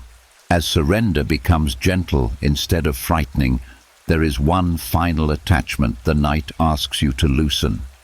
Not to thoughts, not to control, but to presence itself. The quiet belief that you must remain involved for life to function properly. This belief keeps a part of you awake, even when everything else is ready to rest.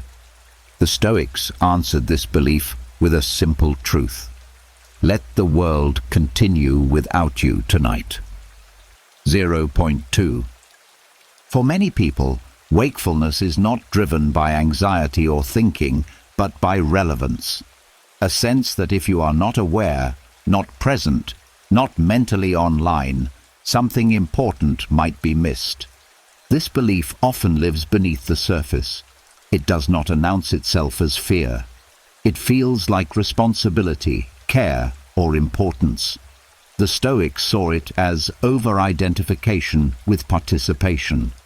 Life does not pause when you sleep. The sky does not wait. Time does not slow. People breathe. Systems move. Nature unfolds. The Stoics found comfort in this, not threat. They believed that recognizing your non-necessity at night is deeply freeing. It releases the pressure to remain engaged when engagement serves no purpose. Many people equate presence with value. If I am not present, I am not contributing. If I am not aware, I am falling behind. This belief turns sleep into absence instead of rest. The Stoics challenged this directly. They believed value is not erased by rest. It is preserved by it. At night, the mind often clings to relevance. It stays half awake, monitoring existence.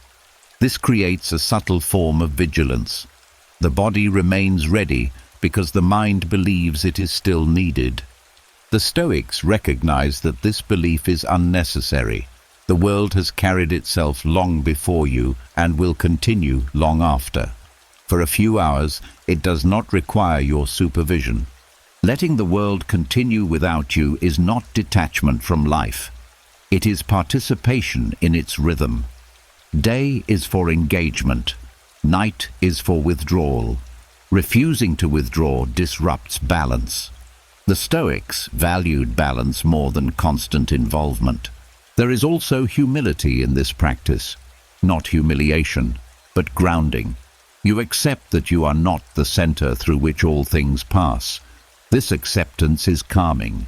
It dissolves the silent pressure to remain relevant at all times. Many people fear that if they step away, they will lose momentum or control. The Stoics trusted continuity. They understood that life is not fragile in this way. Stepping away does not undo progress. It allows it to settle. At night, the mind may ask, "What if something happens?" The Stoics answered simply, "Then you will meet it when you are awake. Not before, not while exhausted." Being present at all times does not improve response. Being rested does. Letting the world continue also means letting go of commentary. You stop narrating what is happening. You stop tracking time. You stop witnessing life from a distance. You allow yourself to not observe. Observation itself is a form of engagement. Sleep asks for its absence. This can feel unsettling at first. Awareness has become familiar. Losing it feels like loss. But the Stoics understood that awareness returns on its own. It does not need guarding. Consciousness reappears each morning without effort. There is relief in realizing that you are allowed to disappear temporarily. Not from meaning, not from purpose, just from participation. The Stoics believed withdrawal is not abandonment. It is renewal. Letting the world continue without you also releases performance. You are not being watched. You are not being evaluated. You do not need to exist well right now. You are allowed to not exist actively at all. This permission changes how the body feels. Muscles let go more deeply. Breathing becomes slower. The nervous system stops scanning. Sleep becomes fuller because the system no longer feels responsible for awareness. The Stoics believed that much human exhaustion comes from refusing to step out of the stream of life, from trying to remain relevant at every moment. Night is the natural exit. Fighting it creates suffering. When you allow the world to continue without you, you also allow yourself to be held by it. You stop being the mover and become part of what moves. This shift is subtle but profound. It replaces effort with belonging. #0.2. There is also trust here. Trust that life does not need you to witness it to exist. Trust that your absence is not a problem. Trust that you will return. The Stoics practiced this trust daily. They did not cling to consciousness as proof of importance. They rested as proof of wisdom. As this understanding settles, the night deepens. You stop hovering at the edge of sleep. You stop listening for life. You stop waiting for something to happen. Nothing is required of you right now. The world is functioning. Time is moving. Everything is allowed to be. You are not needed to hold it together. Let it continue. Let conversations unfold without you. Let stars burn without being noticed. Let hours pass without your awareness. Let the world breathe on its own. This is not loss. It is relief. And in this relief, sleep no longer feels like disappearance. It feels like permission. Permission to step aside. Permission to rest. Permission to stop witnessing. The Stoics would say this is not indifference, it is trust. Tonight, you do not need to stay. Let the world continue without you. It always has. And because of that, you can finally rest. As the world is finally allowed to move on without you, something settles at the deepest level of the night. A truth so simple it is often missed. A truth the Stoics return to again and again, especially in moments of rest. Right now, nothing is required of you. This insight does not arrive with force. It arrives quietly, once every other demand has stepped aside. No thoughts to chase, no readiness to maintain, no presence to uphold, just the recognition that in this moment there is nothing you need to do, fix, prepare, or become. Most restlessness survives on hidden requirements. The mind believes there is still a task unfinished, a role to perform, a standard to meet. Even when everything appears calm, a background sense of obligation can remain.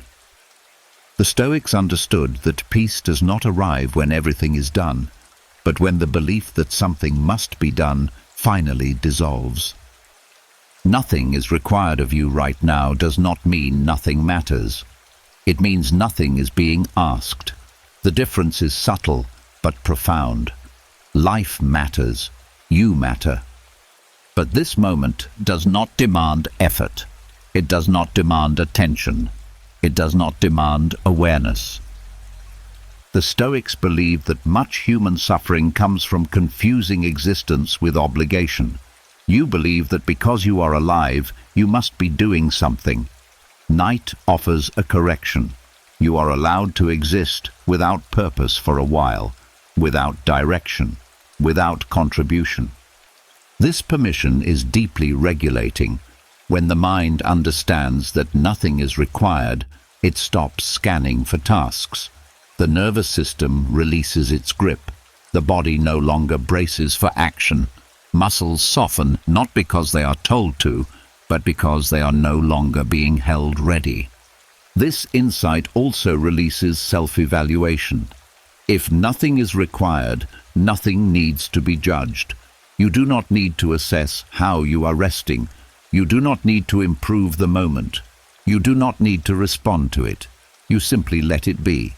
Many people struggle to sleep because they feel watched by their own standards. Even alone, even in the dark, there is an audience. Expectations linger. The Stoics dismissed this audience at night. They understood that standards belong to action, not rest. #0.2. Nothing is required also means nothing is missing. The mind often stays awake, trying to complete something. A feeling, a thought, a state. But if nothing is required, Nothing needs completion. The moment is whole as it is. This wholeness is calming. It removes urgency. Urgency keeps the system alert. When urgency disappears, the body recognizes safety. Sleep becomes possible because there is no reason to stay awake. The Stoics trusted this state deeply. They believed that when demands fall away, the natural order takes over. The body knows how to sleep. The mind knows how to quiet. Interference is the only obstacle. There is also kindness in this insight. You stop asking yourself to perform rest correctly. You stop measuring progress. You stop expecting results. Rest happens because you stop asking anything of it. Nothing is required of you right now also dissolves identity. You are not a role in this moment. Not a worker, not a problem solver, not a thinker. You are simply here, and even that is optional. Awareness can fade. Consciousness can soften. There is no need to hold on to it. The Stoics believed that this letting go is not emptiness. It is fullness without effort. You are not lacking purpose. You are resting inside it. This insight also protects you from the fear of wasting time. Time is not being wasted when nothing is required. It is being honored. The night has its own value, independent of productivity or meaning. When the mind truly accepts that nothing is required, it stops negotiating. It stops asking when sleep will come. It stops waiting for permission. Permission has already been given. The body responds immediately to this clarity. Breathing deepens. Heart rate slows. Awareness loosens its grip. There is no longer a center holding everything together. Sleep arrives not as a goal, but as a consequence. A natural result of effort ending completely. Not partially. Not temporarily. Fully. The Stoics believe that wisdom is often subtraction, not addition. Removing false demands. Removing unnecessary effort. Removing the belief that you must always be something. At night, the wisest subtraction is requirement itself. You are not needed to think. You are not needed to feel correctly. You are not needed to monitor life. You are not needed to hold yourself together. Everything that needs doing has already been done for now. The day has ended. The world is moving. The body is safe. The mind is allowed to stop. Nothing is required of you right now. Not attention, not effort, not awareness, not control. You are allowed to rest without reason. And when this is finally felt, not understood but felt, the last resistance dissolves. There is nothing to hold on to, nothing to finish, Nothing to be. and in that absence of demand, the night fully opens. Sleep does not need to be invited. It simply takes you. As the final insight settles, there is one last habit the Stoics were careful to leave behind before night fully claimed them. The habit of deciding what the day meant, good or bad, successful or wasted, a win or a failure. This verdict feels small, almost automatic, yet it carries more weight into the night than most people realize. At the end of the day, the mind often asks for a conclusion. It wants to summarize, to judge, to close the book with a clear label. This instinct feels natural, even responsible. But the Stoics understood that this final judgment keeps the mind active long after action has ended. As long as the day is being evaluated, the mind remains engaged. #0.2 Calling a day good creates attachment. The mind wants to preserve it, replay it, measure it. Calling a day bad creates resistance. The mind wants to fix it, explain it, or punish itself for it. Both reactions keep the nervous system alert. Rest requires neither pride nor regret. It requires neutrality. The Stoics believe that most days are incomplete by nature. They are fragments of a larger life, not finished stories.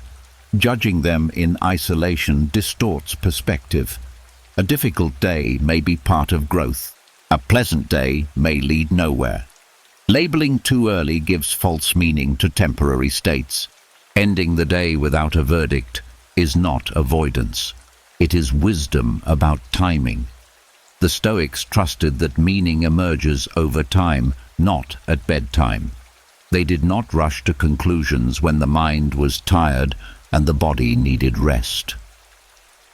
When you label the day, you also label yourself.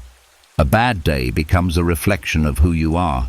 A good day becomes a standard you feel pressure to repeat. Both create identity strain. The Stoics rejected this. They believed identity is shaped through long patterns, not daily scores. Nighttime evaluation often becomes moral. You judge not just what happened, but who you were. Patient or impatient, disciplined or lazy, enough or not enough. These judgments feel heavy at night because the mind is less flexible. What would feel nuanced in daylight feels absolute in the dark. The Stoics believed that morality applies to choice, not exhaustion. Judging yourself when you are depleted is unfair. A tired mind is not a wise judge. Ending the day without a verdict protects you from conclusions drawn in the wrong state. There is also a physical cost to verdicts. Evaluation keeps the brain in assessment mode. Assessment activates alertness. Alertness delays sleep. The body listens closely to whether the mind thinks something is unresolved. A verdict signals unfinished business. By refusing to label the day, you tell the nervous system that nothing needs correcting right now. Nothing needs defending. Nothing needs celebrating or fixing. This message is deeply calming. The Stoics practiced seeing the day as data, not judgment. Events happened, actions were taken, results occurred. That was enough. No praise, no blame, just acknowledgement. This neutrality allowed the mind to disengage without resistance. Ending the day without a verdict also loosens emotional grip. Emotions tied to judgment lose their fuel. Pride softens, regret fades. What remains is simple awareness that the day has passed. There is humility in this practice. You accept that you do not fully understand what today will mean yet. You leave space for perspective. The Stoics believed patience with meaning is a form of wisdom. Many people fear that without judgment they will stop improving. The Stoics observed the opposite. When judgment is removed, defensiveness drops.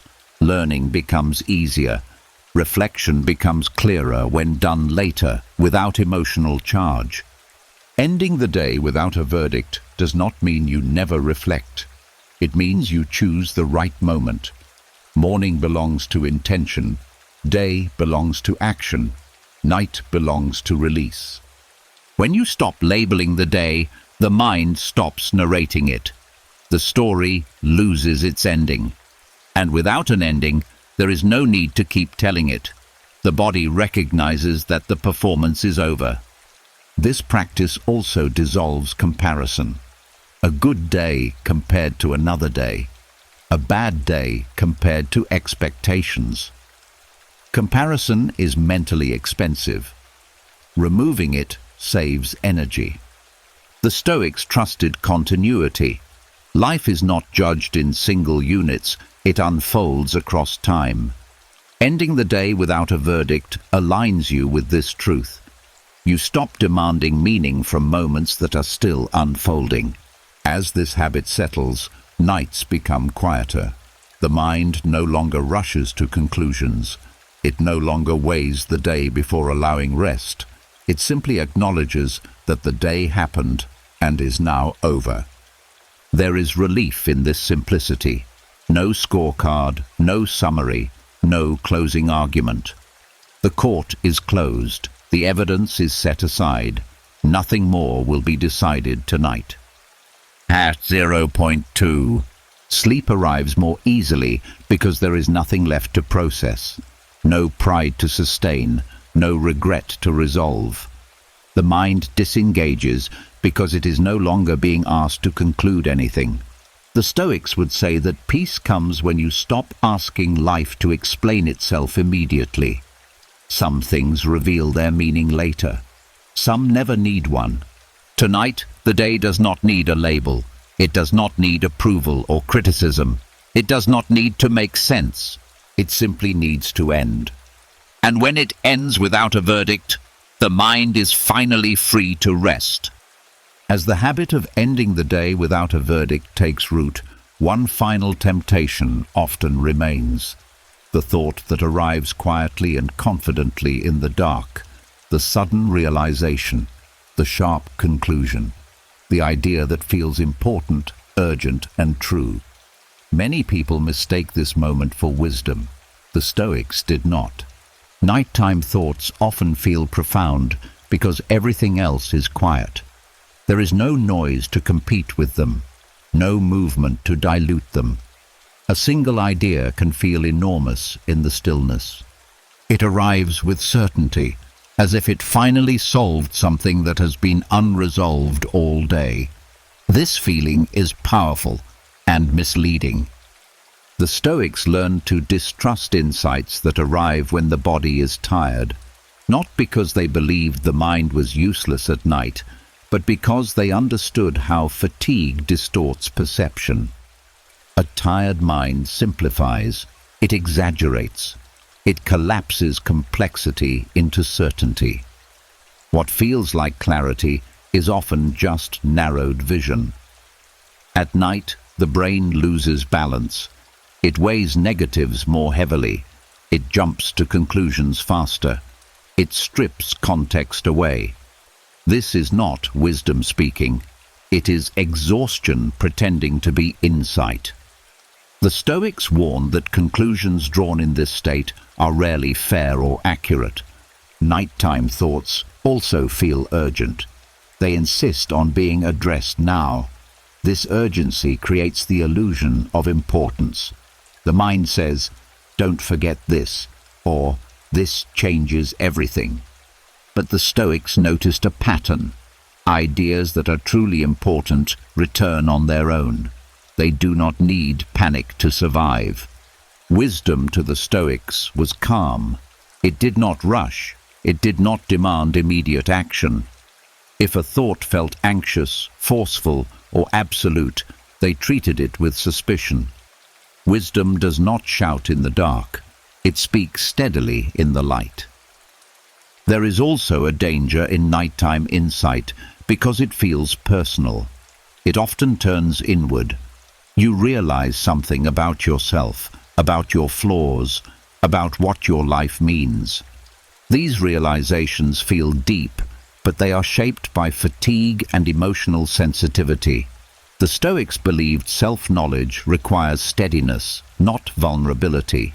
Nighttime thinking tends to turn emotion into truth. A feeling becomes a fact. Sadness becomes meaning. Worry becomes prediction. The Stoics understood that emotions intensify at night, not because they are truer, but because the nervous system is less regulated. They trained themselves to delay belief. A thought could appear, but it was not accepted automatically. They did not argue with it. They simply withheld trust. If this matters, they believed, it will still matter tomorrow. This discipline protected them from many false conclusions. Ideas that felt certain at night often dissolved by morning. What remained was what deserved attention. Rest acted as a filter. Only thoughts that survived rest were considered worth engaging.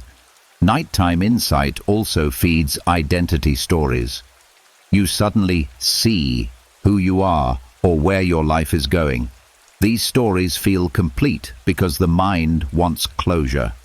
The Stoics rejected this closure. Life, they believed, does not reveal itself in single moments of tired clarity. #0.2. Another reason nighttime thoughts feel wise is contrast. During the day, the mind is busy.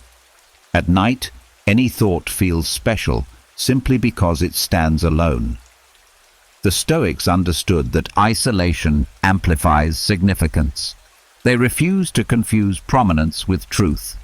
They also noticed that urgency is a sign of misalignment. Wisdom does not require immediate action at midnight.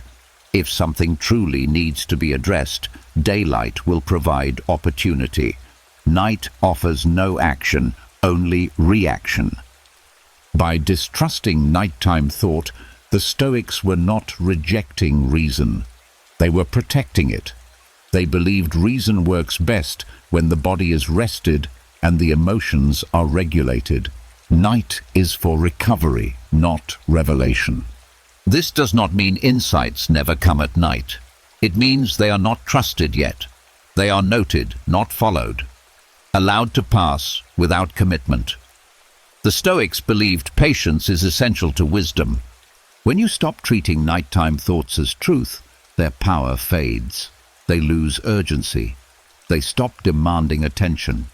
The mind relaxes because it no longer needs to respond to every idea as if it were a command. This practice also protects sleep.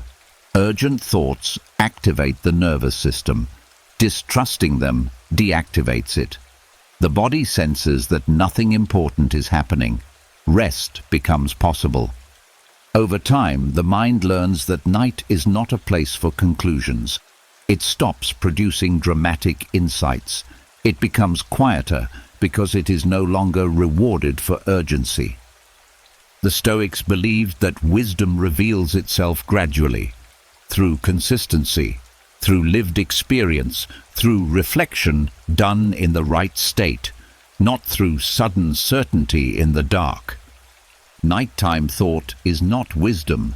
It is a byproduct of stillness mixed with fatigue. Treating it as wisdom gives it power it does not deserve. When you let these thoughts pass without belief, the night becomes lighter, less dramatic, less demanding. You stop being pulled into mental revelations that only exist because the body is tired. True wisdom does not need to arrive when you are exhausted. It waits until you are steady. The Stoics trusted this deeply. They slept without chasing insight.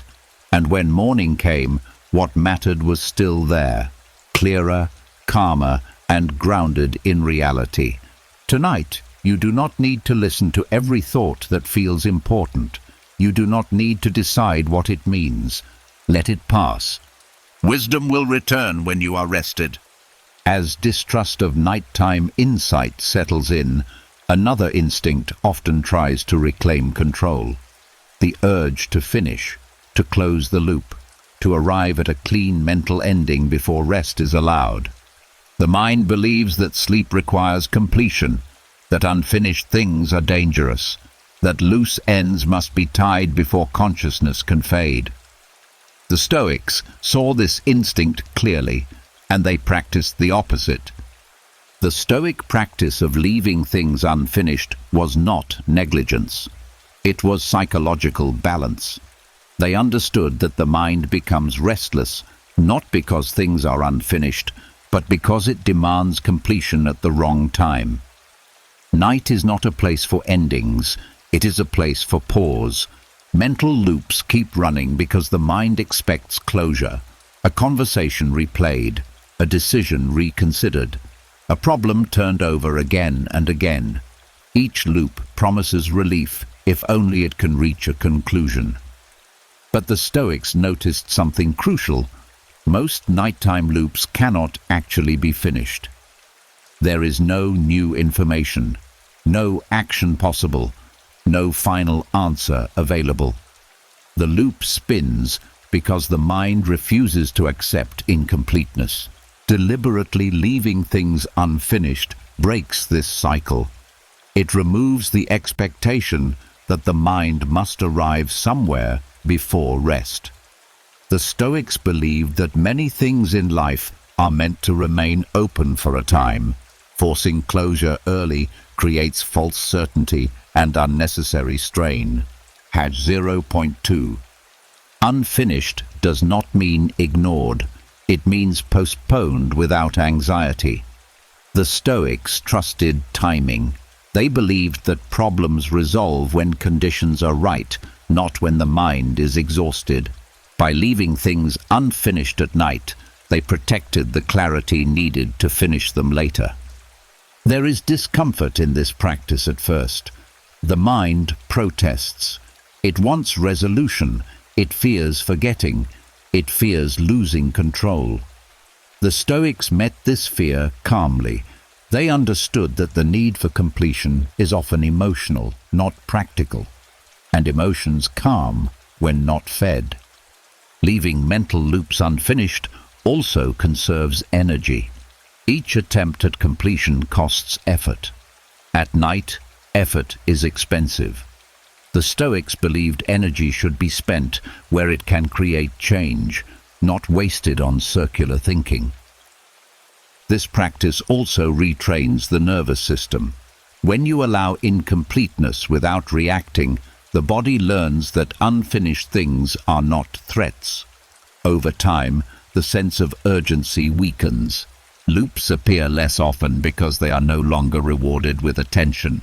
The Stoics recognize that modern minds confuse productivity with psychological health. They believed that insisting on completion at all times fragments the self. Balance comes from knowing when to act and when to suspend action. Night is the natural suspension. Leaving things unfinished also prevents emotional escalation. When a loop is forced toward closure, emotions intensify. Frustration grows. Anxiety sharpens. Letting the loop remain open allows emotion to settle on its own.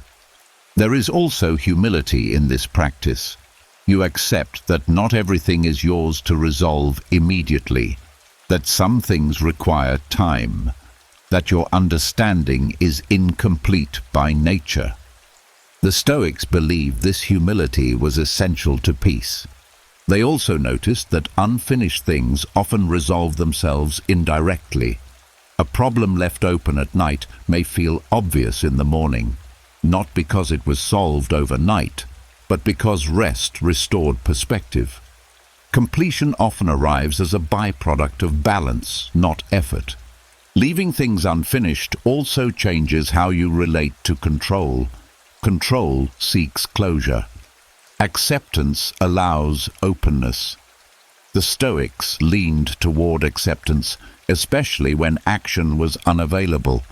This choice reduced inner conflict and supported rest. At night, unfinished thoughts lose their sharpness when they are not pursued. They soften, they drift. The mind stops gripping them tightly. Sleep becomes possible because nothing is being forced toward resolution. This practice does not weaken responsibility. It strengthens it. You stop exhausting yourself trying to finish what cannot be finished.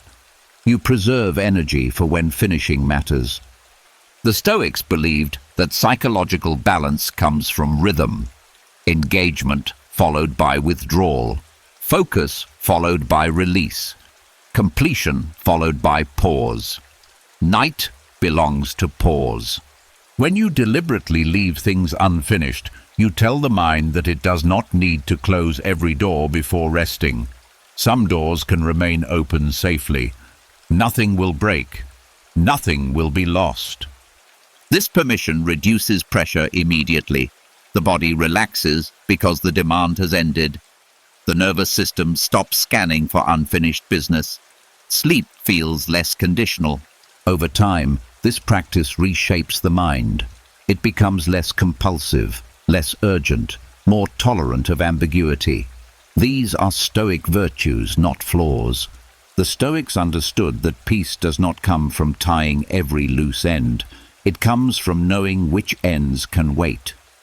Night teaches this lesson better than any philosophy. As this understanding settles, the mind stops racing toward conclusions. It allows itself to stop mid-sentence, mid-thought, mid-problem, and nothing bad happens. The night holds what is unfinished without asking for explanation. You do not need to carry it further. Tomorrow will arrive with fresh energy. Loops can be revisited then, if they still matter. Many will not. For now, leaving things unfinished is not failure. It is balance restored. Hashtag 0.2. The Stoics would say that wisdom is not always completing the thought, but knowing when to stop thinking. And when you stop insisting on completion, the mind finally releases its grip. The unfinished becomes quiet. The quiet becomes rest, and rest becomes possible.